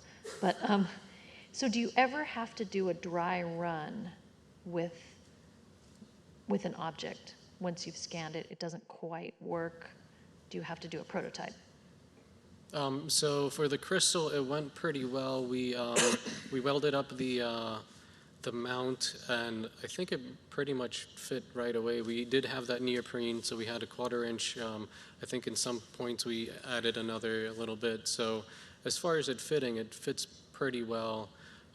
We've also, this was not a part of this presentation, but we started 3D scanning objects as a whole and then 3D printing them and making mounts to them. And that also kind of fits so that we essentially just, you know, bring the mount in and it fits right away. But I think, you know, we think about that as far as designing the mounts and leave a little bit of room here and there, just if we do have to adjust. We have more virtual questions, so I'll ask another one. How is the mannequin attached? Wait, let's see. What was used as a stand for the mannequin form? How is it incorporated into the Ethafoam component, and how is it attached to the deck? So there was a T-bar going through the mannequin, kind of through the shoulders down to the floor, and there's just a flange going right into the deck, which was very stable. Yeah, and this mannequin was strictly for transportation. It wasn't for display. I was just a little interested in the branding of the scanning tool that you were using. And the first software that you imported that information into, is that connected to that product? Yeah, so is it INEX? INSCAN. INSCAN, and the program's called 3D Shining, and it's the same company that makes both. And yeah, they're pretty. You buy the scanner, you get the software. Yeah. It's super easy. Yeah, and they're very good about updating and coming up with new solutions. So every month, you know, there's something new they can come up with. Like a while ago, it was very difficult to scan something that was very dark or something that was very light. And just by experimenting, they figured out that if you just adjust the brightness in the 3D scanner and have a certain kind of background, you can actually use the 3D scanner to do that. So they're very good about figuring out these little problems. About one more virtual. Was the foam finished with anything, or was the CNC cut quality good enough? So it was finished. It was covered in the stockinette, the nylon. That's what I thought you had said. Okay. Mm-hmm. Thank you. Before you brought up 3D scanning an object to make a mount to the object, separately, not your presentation, how would you find like the weight or the balance point of an object that you just scanned? I guess experience with the crystal. We had to rig it up to be able to get under it, so we were able to figure out where the center of gravity was. So that, yeah, I think that was the point. So the 3D scans kind of let you see the general shape, but yeah, you do need to kind of work with the object to figure that out. Yeah, hi. One question about the foam. When you cut or shape the foam, what kind of density can you use? Which is the softest that you could use? So this was 2-pound ethafoam, or no, 4-pound. How much, sorry? Excuse me? It was 4-pound ethafoam, Four. and the harder the better. If you start getting soft, you know, I don't know why you would, but like ester foam, you can't really carve it. It doesn't work well with It tears out, yeah. with the blade or the bit. But you can cut cavities fairly well with ester foam, so you can carve holes into it, but not really shapes out of it. What was the total production time for the crystal? So the one thing no one's talking about is the wood structure behind it, right? So that was the majority of the time spent on that project. And that's where the real problems were. And why that was because there were so many layers, and the layers were being assembled by hand. So you had to deal with the human element, which was prone to failure, right? So if we were able to do that with like a robot, it would have been far quicker. But you know, answering the question about the dry run, that went through many dry runs to get everything to fit. And then, you know, once you get it up to here, it's still not quite right, so you have to start all the way at the bottom again. So, you know, it took about, I guess, 2 weeks to do the whole thing, and that includes building the crate. What kind of cutter did you use for the foam? What kind of cutter you said? Yeah, what, like how many flutes, that sort of thing? It's I think a 2-flute 1/4-inch bit, and it's pretty long. It's like I think 3 inches long. No. Oh, you mean the bottom? It's yeah, it's an end mill. So yeah, it's square at the bottom. Yep.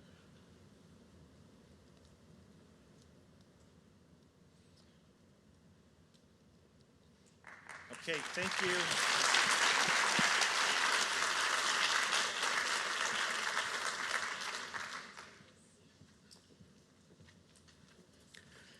Thank you, Renee and Doug. Great use of 3D technology. Beautiful presentation. Thank you. So we're going to take a half-an-hour break, be back here at 3:15. There's coffee and pastries in the lobby. We'll see you soon.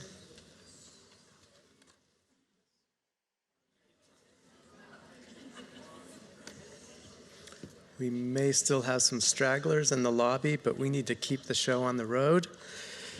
So we're going to start. This will take me a minute to read anyway. Our next presentation is by Shelley Euler, exhibit specialist and mount maker from the Smithsonian, the National Museum of the American Indian, and Jim Williams, senior exhibition designer, preparator at the Kent State University Museum, and Adam Bradshaw, design fabrication consultant, Mirus Museum Solutions in Michigan.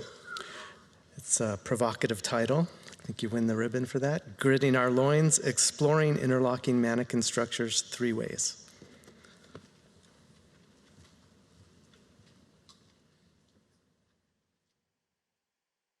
Thank you so much for your kind introduction and for having us here at the International Mountmakers Forum. Today, Adam, Jim, and I are here to share our ongoing collaboration around what we are calling Gridding Our Loins, which is an exploration with interlocking, flat packable mannequin cores and structures. In museum mannequin fabrication, whether you create custom mannequins or adapt existing forms, the challenges of customization, minimizing plastics use, managing storage space, and using time and materials efficiently are all daily puzzles for us to solve. A few years ago, with these challenges in mind, I started a casual quest to try to find useful, practical options for making custom museum quality mannequins that dealt with some of this.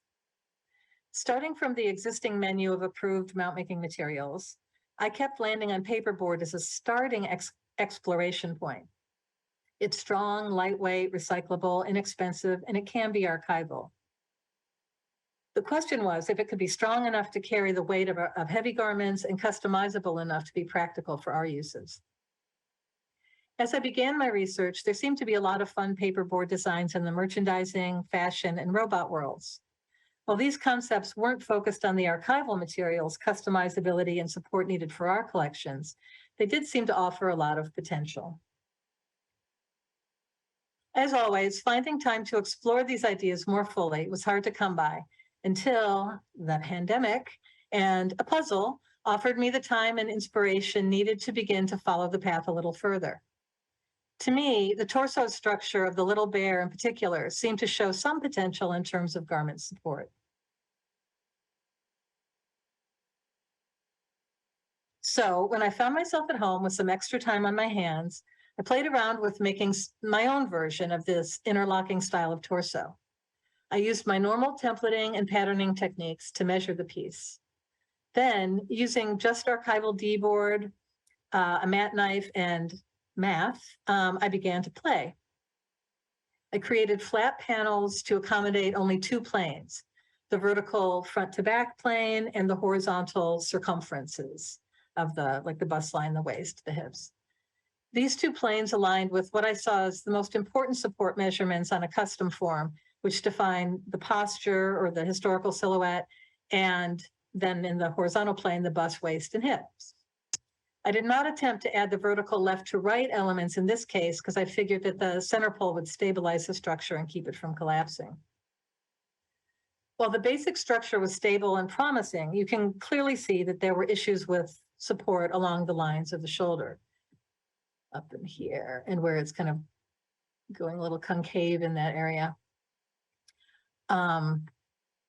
Because the shoulder structure is crucial to the safe support and proper hang of any garment, for this idea to be useful at all, this challenge would have to be resolved.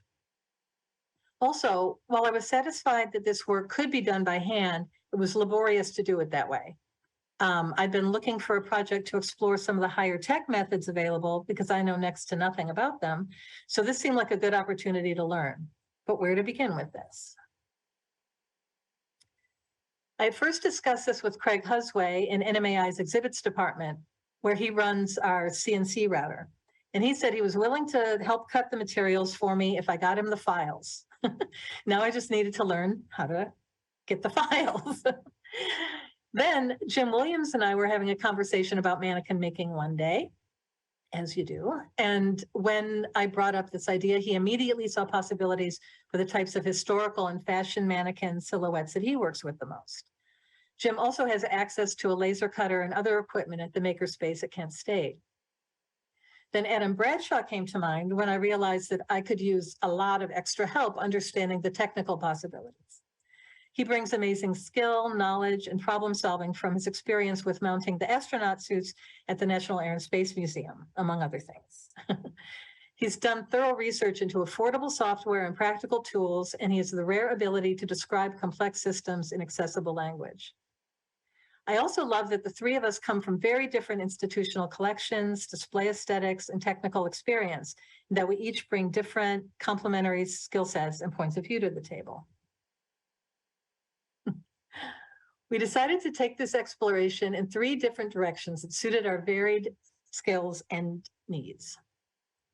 First of all, we wanted to use computer modeling to pare the original design down to only its most necessary elements and to a size that would work for almost any sized human form, then fabricate it using CNC tools in a variety of common materials to test strength and price options and practicality overall.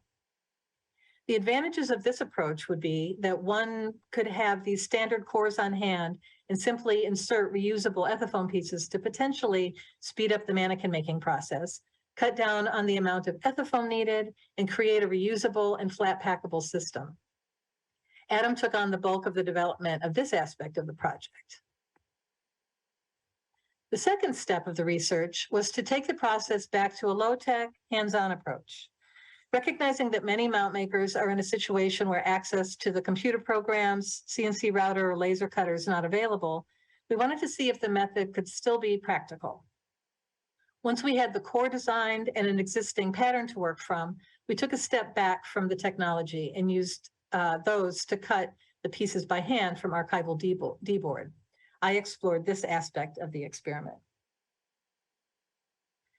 And finally, we wanted to fully challenge the technical aspects of this idea with a practical challenge. Could these ideas make it easier to fabricate a custom form for a specific historical silhouette? Jim took on this part of the project. The idea of the mannequin core evolved from my initial experiments and dissatisfaction with the shoulders. I wanted to find a way to hone the interlock portion of a form down to its most elemental construction. The idea was that the shoulders, as well as the other support areas, could be made of reusable ethafoam pieces, requiring much less foam than a full ethafoam form would require. The goal was to make the core lightweight, inexpensive, collapsible, and reusable, and of materials that we can use in museum situations. So I've got a screen recording here that sort of describes the starting point of the collaboration between Shelley and I, and how we wound up getting to the mannequin system, or the interlocking panels of the mannequin system. So to begin with, we began by using Make Human. And if you're not familiar with Make Human, it's a really cool software program. It's completely free. I'm not going to go into it too much detail here. Jim's going to talk a little bit more about it later on in the presentation. But basically, it's a modeling software that allows you to take a generic human form, human shape, and really customize and tailor the specific elements to whatever your needs are. It has all kinds of different presets, has all different kinds of manipulation tools, all these cool little poses that are sort of built into the program itself. So you can really do a lot with this program. But for our needs, we really just needed a generic form. We needed a generic human form to be able to work with. And so once we had our model set, we then moved over into, this is a program called Fusion 360. It is not free, but it is very affordable for a CAD software program and for all the cool stuff you can do with it. We started sketching out the basic shapes of our interlocking panels. One of the things that Shelley and I talked about initially is that we needed this to be lightweight, but we also needed for the panels to lock together in a way that was going to be very secure and very strong. So we developed this cross-lapped slot system here, and that helped make the core panels, the four that sort of make up the two sides, the front and the back. That made the whole system very, very rigid and really strong, and allowed us to have the ability to attach different parts to the front and back. So depending on what your needs are specific to your mannequin, you can include or exclude whatever elements don't fully match up with your shape. So we also made it so that it could sit on an existing mannequin pole. And we're working here with a male figure, but we also made it so that you could utilize this with a female form as well. So. Once we had our shape, the next phase was to bring it into Adobe Illustrator, where we laid everything out and created line drawings of the different parts. Our main focus here was to lay everything out in a way that made it as accessible as possible. So depending on what your process of fabrication was going to be, we wanted to make it so that if all you had was a printer, you could print these out as a paper template and use that to create your forms. If you had something like a laser cutter, the same file could be used as a laser cutting system. And in our case, we knew we were using it for a CNC router. So we made everything laid out for our sheet stock to be able to be machined on the CNC router.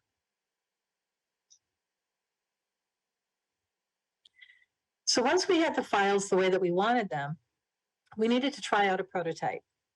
Adam translated his work to DXF files and sent them to Craig, who laid out the pieces for maximum efficiency for his CNC router.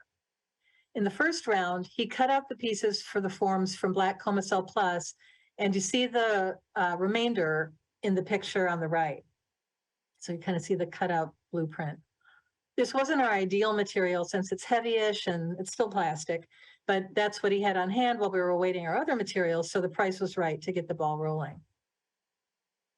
Craig chose to not cut the holes and lettering that Adam had in the original drawings due to time constraints. Since the separate cut pieces weren't labeled, I was concerned at first that it might be too tricky to figure out how to assemble the various pieces into the form, but it turned out to be no big deal at all. Craig supplied me with his layout sheet that had the labels on it, and since each piece is unique, assembly was actually very easy. This also brings up the practical point of how much time is needed for the router to do its work. Each machine will be slightly different in that regard, but in general, more complexity will, of course, equal more time for the machine. That can be an important consideration in a busy shop for cost as well as time concerns. In the end, Craig reported that it took about 20 minutes for him to set up and cut this first batch, which was for one mannequin core. So obviously, Craig is experienced at this, so the setup time would be pretty quick. And if you were doing multiple cuts, then that would end up saving time in the end. But just for a one-off, 20 minutes was what it took. Once we had a prototype core to play with, I wanted to see how much I could minimize ethafoam use while still supporting the shoulders fully. I also wanted to see if this process actually saved any time in fabrication. These images show the first steps to that goal, working out the fitting to the core structure so it could be removable and reusable. As you can see, I solved for the shoulders with traditional ethafoam methods, but I used much less material and was able to pull it together from my scrap foam bin. The shoulder section slides into the core at the top and is kind of held in place by that grid structure, and it's removable because I didn't glue it in place for this experiment. Or screw it in place. You could do that also. You can also see that there's one ring of chest circumference inserted also. The spacing on the core for this set is for 2-inch ethafoam, but I could have removed a row of horizontal elements to allow for 4-inch foam as well. This standardization offers an opportunity to create a system of foam inserts at specific diameters that can be reused. I didn't spend a lot of time fussing with carving details on this one since we were just testing the system, and this isn't an actual collections item. But I will say that even though this was the first time working through the process, it took me about a third less time getting to this point than carving a regular full torso, so 2/3 the time. As a result of the first trials, we did make a couple of adjustments to the core, the files for the core, like knocking off some corners and some other small tweaks. Adam then made a set of files for 3mm material so we could try an 1/8-inch die bond version as well. I wanted to try this material for its rigidity and durability, plus it's slightly less heavy than the coma cell. Die bond is aluminum with a polyethylene core, so I don't know if it actually lessens the plastics use, but we're adding aluminum. I estimate that for each core, it cost about $35 in material. On the left, you see a die bond version before assembly. It was structurally stable with only a few of the horizontal elements in place due to the kind of cube that's created when the four vertical pieces come together. And in the middle, that locks into, it creates a kind of a hollow cube in the center of the form. The nesting tabs in the horizontal levels also obviously add to the stability. I found that once I had the front and back and left and right elements connected, I only needed 2 sets of horizontal levels at whatever level to lock it in place. Normally, I tended to take out the very top level in order to accommodate for the shoulders. So I used the second level down, and then the bottom level was the minimum that I could get away with. Finally, we did a version using 6mm coroplast since it's extremely lightweight and inexpensive. And yes, it is still plastic, but I wanted to see how well it held up and if the sharp edges, from the coroplast might be too troublesome to work with. I was able to use the same shoulder inserts on all 3 of the versions, which was also nice. As expected, the coroplast was super lightweight and cheap. Each core cost about $10 in materials, and it was also very strong. and it might not hold up as long as the dye bond version would, but I think it would hold up for a while. In this picture, you see all 4 generations, including the initial home cutout version. They all, except for the home cutout version, worked great, and none of them collapsed when I performed my very unscientific tests of kind of like hanging on the shoulders once I had them in place a little bit.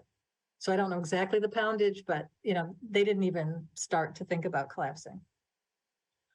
And note that because I wanted to maintain the reusability component of the cores, I didn't glue or screw anything into place, and which would easily be done through any of those foam layers. And even without that, it still all held together beautifully. It wouldn't take much to make it even more solid if connection was desired. So I don't always have access to a CNC router, so the core design isn't fully useful to me unless I'd be able to make it myself using regular shop tools. I also wanted to see if this method was practical in mounting an actual collections garment. Fortuitously, I had just made a traditional Ethafoam form for the Seneca jacket, so the timing and templating was all pretty fresh in my mind. This jacket required a very simple form, so it also wouldn't add much level of difficulty, complexity to this experiment. I knew that the original form had taken me about 4 hours for the carving, so if the interlock core saved time in fabrication, that would be great. First of all, I exported the 6mm version of Adam's file to PDF, or maybe Adam did that for me. He might have done that for me. And then I printed out a tiled version of that PDF onto normal 8.5 by 11 paper. I taped the tiles together and pieced them onto my D board, which I think some people call B board. You can see in the picture, it's like a double layer of archival board. I decided to go super low tech and just use my mat knife to cut out the pieces since I knew the paperboard would kill my bandsaw blades. If we were using dye bond or some other easily cut material, I could have used my bandsaw and saved even more time. But to save my hands in this case, I cut out the minimum number of pieces needed to maintain structure for this material, or that I thought. You see on the right, the finished core with only 3 horizontal levels. It took me about an hour and a half to cut all these pieces out, maybe a little less, I don't know, about an hour and a half, and 5 minutes to assemble. They aren't as pretty as the CNC cut pieces, but still fit together really well. In fact, the imperfections made the pieces lock together, even though there's a little more grab, and so they didn't come apart easily. And remember, now I can use these again. Obviously not as many times as the Coroplast or the dye bond, but they are reusable to some point, I think.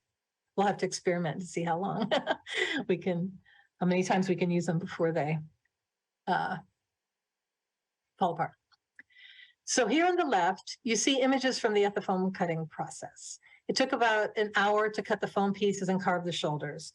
Some of this time was working out the cutout templates, and since these pieces can be reused, the fabrication time will only get shorter.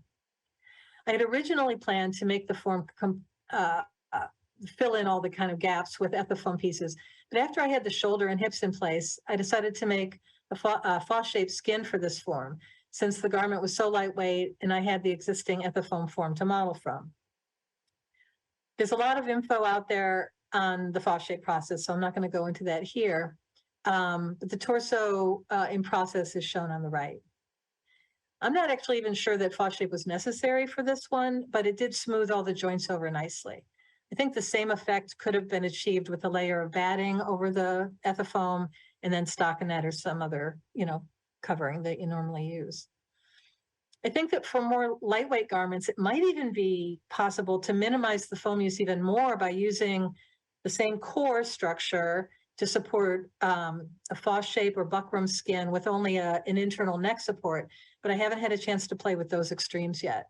There are so many possibilities for variation on this process, and I hope that some of you will continue the experiment.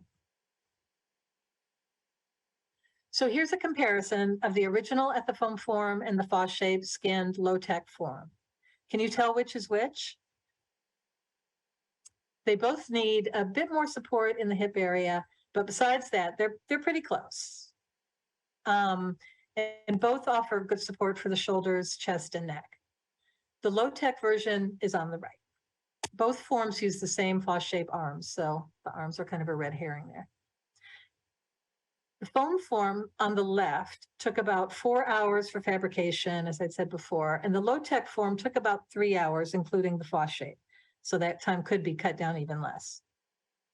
The low-tech version is much lighter, but it's also less sturdy than the foam, obviously, that in the center. So if you were making something that was needing to ship or be handled more, you probably wouldn't want to just do the floss shape or use a heavier floss shape.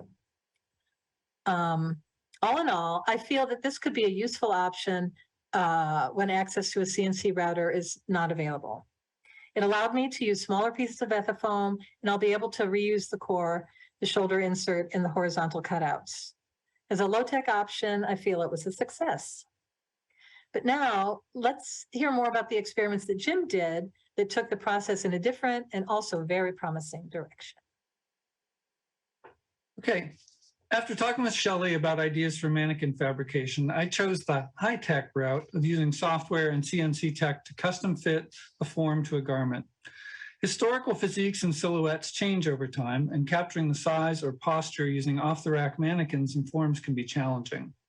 This is an attempt to achieve a very custom fit while also creating a form that is both archival and green in that it uses less foam than a typical stack laminated form. As you can see in the photos, even our best historical mannequin, the Kyoto mannequins developed by the Kyoto Costume Institute and the Met, can't always capture the nuance of the silhouette. Plus, they cannot be made smaller in any practical way, and padding them out can be challenging.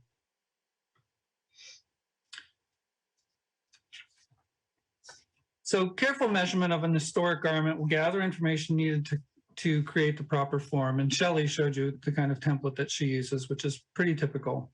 So conservators and curators will carefully get critical dimensions, including spine length, waist, bust, hips, distances between nape to waist, waist to hip, etc., to try and get the form as close as possible to fit the garment without stress and supporting it where needed. Make Human, as Adam showed you, is a free program and it's used to create figures for 3D modeling and video gaming. It has a limited range of possible dimensions for the figure, but it can be a solid starting point for making the wireframe necessary to create the slotted grid that we're after. So here's a short video of Make Human in action. You can see I'm positioning the mannequin to try and create this mid to late 19th century S-curve silhouette. There are limitations to what you can generate on this platform, and there are likely better programs out there, but for experimentation, this worked pretty well, and the price was right. I'm simply manipulating the sliders over here to change the form, but you can actually enter exact measurements in to the program.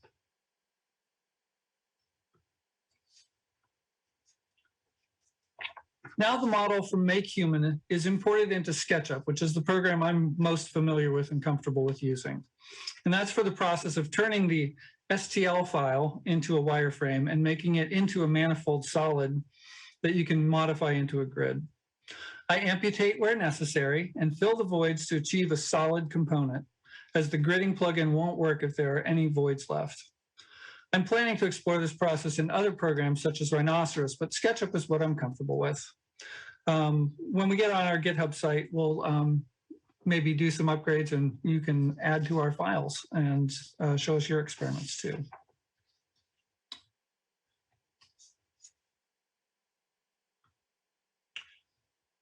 Now that I have the form edited and have checked to ensure that it is a manifold solid, I can use the Slicer 5 plugin with SketchUp to create the grid.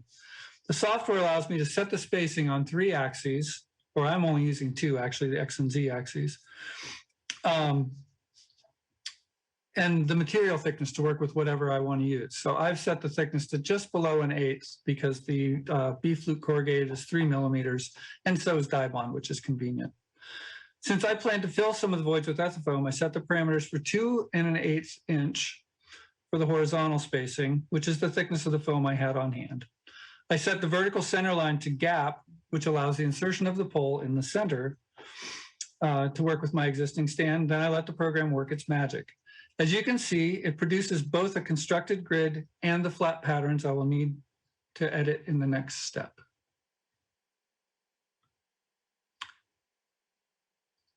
So in SketchUp, the elements have their thickness, and you need to remove that in before you take it into Illustrator. So I've gone into SketchUp here and gotten rid of the second layer of the material, and I have to get rid of all these little vertical lines, which are just going to be points that'll confuse the laser cutter later.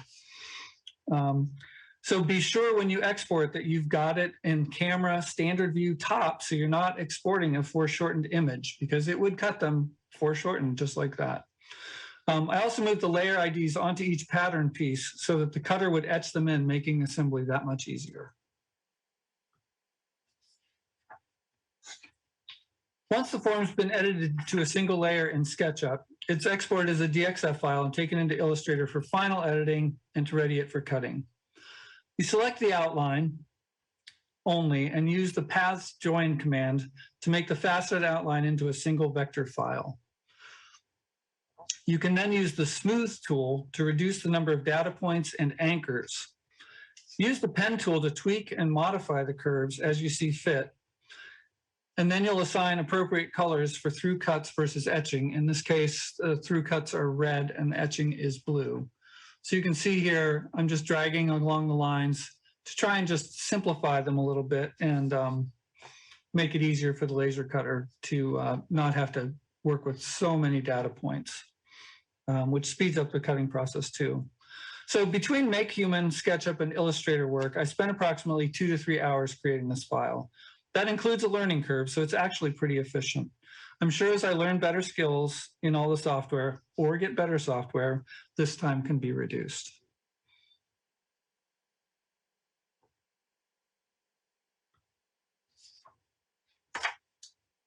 So here's the file ready to cut. Once the paths are cleaned up, the colors are assigned to indicate through or etching cuts, the model's ready to go under the knife. Nest the parts as closely as possible to minimize material use. For water jet and CNC routers, you may need to add tabs to hold cutouts in place and eliminate them later.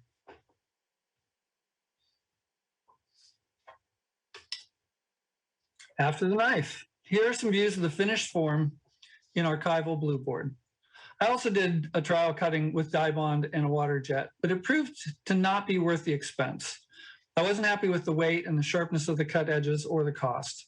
The archival board is quite strong once the foam is glued into place, though the gluing does eliminate the ability to flat pack and store the form that I had hoped to achieve.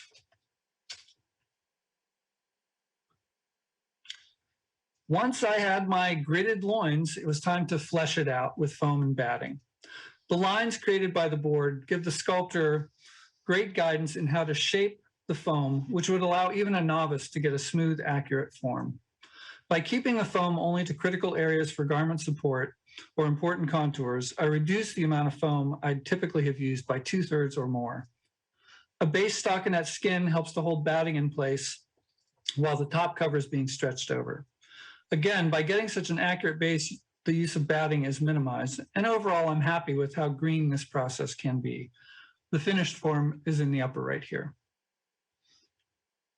There is a lot of potential to this process, including making much more gestural poses, creating forms that are more accurate to varying body types and silhouettes, and creating clone armies of figures if I'm doing an exhibition of a specific individual. Material costs were pretty minimal since I was able to use foam drops from other projects and half a sheet of B-flute board. Like Shelley showed, this could also be accomplished by printing the patterns and hand cutting the board, but it sure was nice to let the laser do the work for me.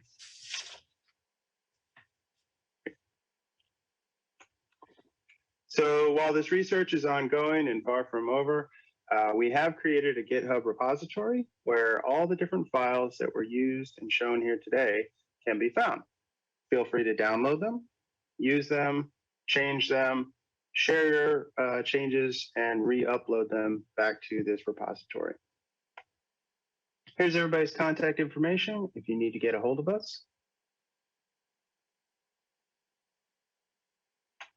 And a special thank you to everybody that was involved in helping create this project. Really couldn't have done it without you. Shelley, Jim? Everybody. Thank you. Thank you. If you have any questions, we'll talk later. All right.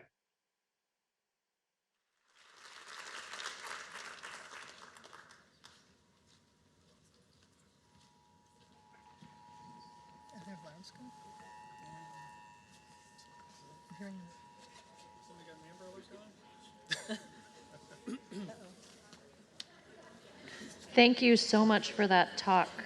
I love the collaboration. How did that, it's Elizabeth back hi. here. Sorry, Shelley. How did the collaboration come about?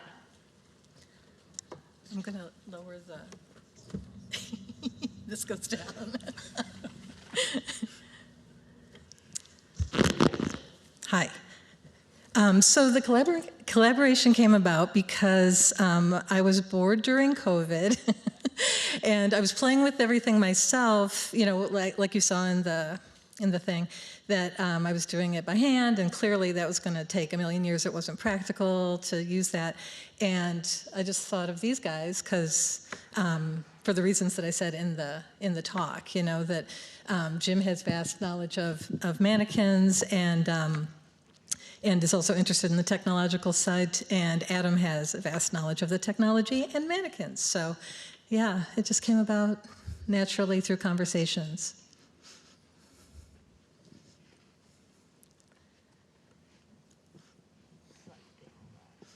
Would you mind bringing up the GitHub slide? Is that possible? No, because ours isn't a PowerPoint. Oh, right, you're right. It's an MP4. Yeah. I can distribute that.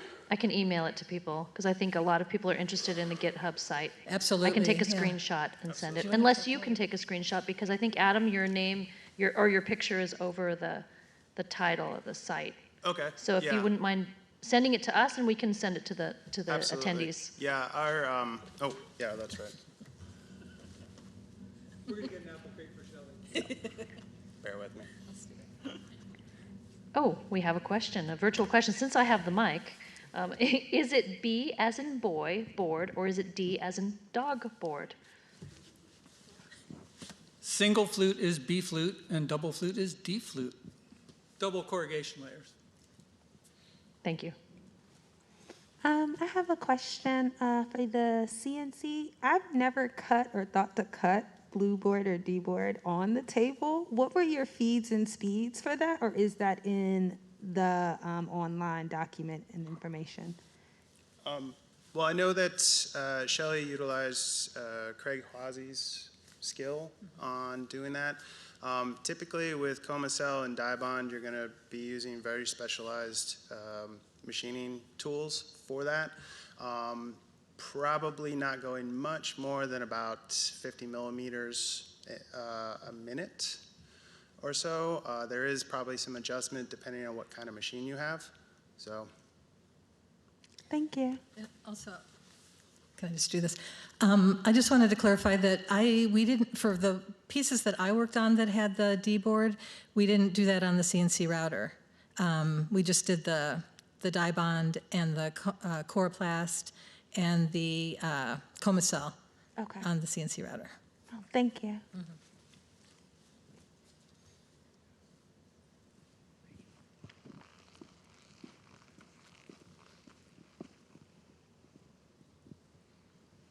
My question is for Shelley and perhaps Jim as well. When cutting the D board or B board, from your design in Illustrator or SketchUp, did you create a template to then put over the blue board to use to cut out the elements of the core? For me, the archival corrugated was cut on a laser cutter. So I just laid it in the machine, pressed a button, presto changeo, it cut it pretty quick. I think the cutting time on that was less than 20 minutes. And yeah, for Shelley, she used hers just by hand from the drawings. Yeah. I mean, I'd recommend if you have access to a laser cutter, do it that way. Because, you know, I had a pretty sore wrist at the end of it.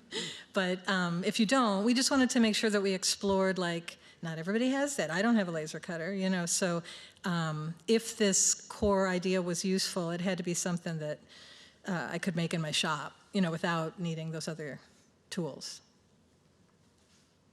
So are there any concerns with the board doing it in a laser cutter with anything being reactive after it's been cut?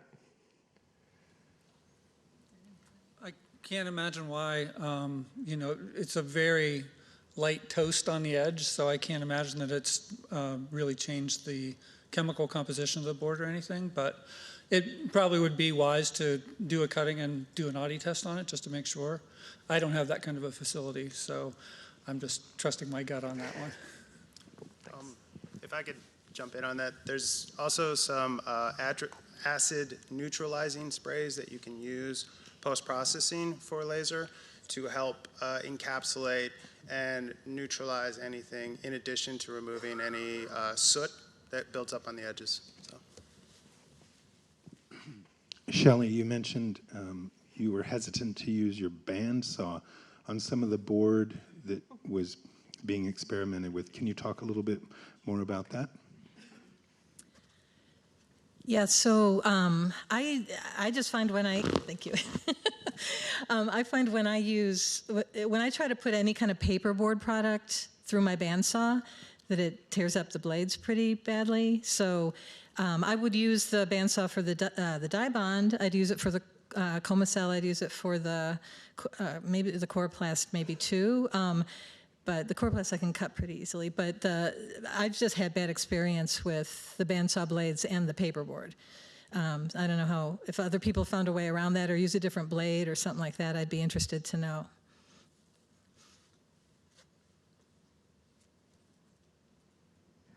I have a question for Shelley. I love the way that you do your shoulders on your mannequins. Is that, are you using the faux shape? And if so, is it just a friction fit when it goes on the mannequin, or is it a fastener of some kind?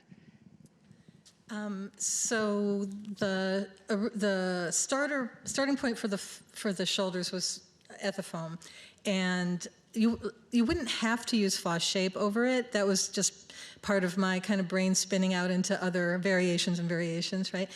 The way that it fit, it just kind of friction fit. I cut it so it could friction fit into that grid work, that was formed in the top, and then gravity kind of holds it.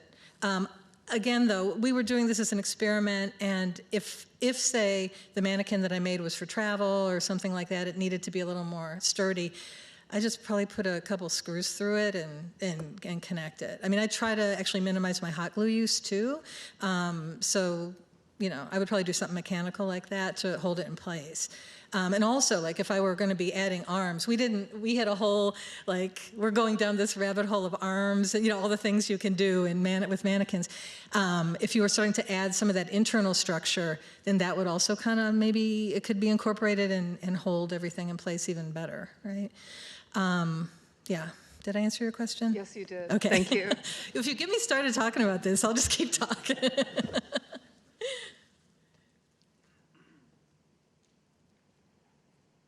There's a virtual question from Earl Luck. He said, what about cutting the bracing out of 1/2-inch thick 9-pound Ethafoam? Yeah, absolutely. I mean, in the way back, Denis LaRoche, did those Ethafoam mannequins that were interlocking Ethafoam. He did that a long time ago, with, cutting silhouettes and stuff. So definitely, this could be just taken to that. Part of my initial set of ideas was I'm trying to minimize plastics use.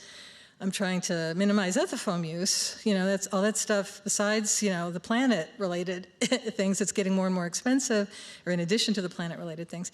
And so we were trying to minimize that Ethafoam use. So that's why we're trying to kind of find some other materials that could bring in the same stability. And it was only when I had that kind of struggle with the shoulders that I think Jim actually solved really well with his, by filling in all the gaps and smoothing out things there. That resolves that too. I just ended up going down this other path with if we're making interchangeable things, I could see having like a set of different shoulders that, because they're Ethafoam, you can recarve them, or you can adjust those and then just have them fit in place. Yeah, but that's a great idea, Earl. Thank you.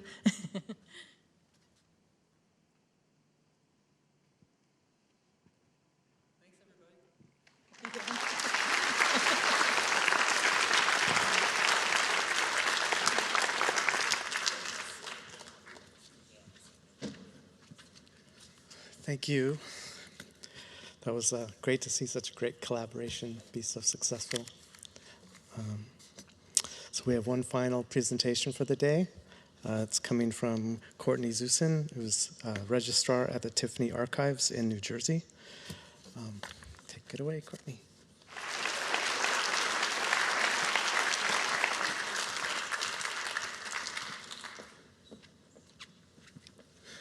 Thanks, Courtney. I think we all can definitely relate to that frustration, and we should probably have another conference on how to manage stress and maintain our proper language. So that's it for today. Went really well. Thank you all for coming. Just as a reminder for everyone who drove themselves to please don't forget to validate your parking. Everyone else can get on their shuttles back to the hotel in the same location they were dropped off. And this evening, from 5:30 to 8:30, we'll be going to the Broxton Brewery and Public House. If you have the schedule, the address is there. Please feel free to join us. Those of us who are staying at the Angelino, there is a limited number of seats at the hotel shuttle. They'll be leaving at 5:36 and 6:30, I believe, but it only holds 6 people each. So you'll have to fight and scratch to get on that. Otherwise, it's public transport of some kind, Uber or Lyft, or walking. It's only 2 miles. All right, have a good time. We'll see you tomorrow.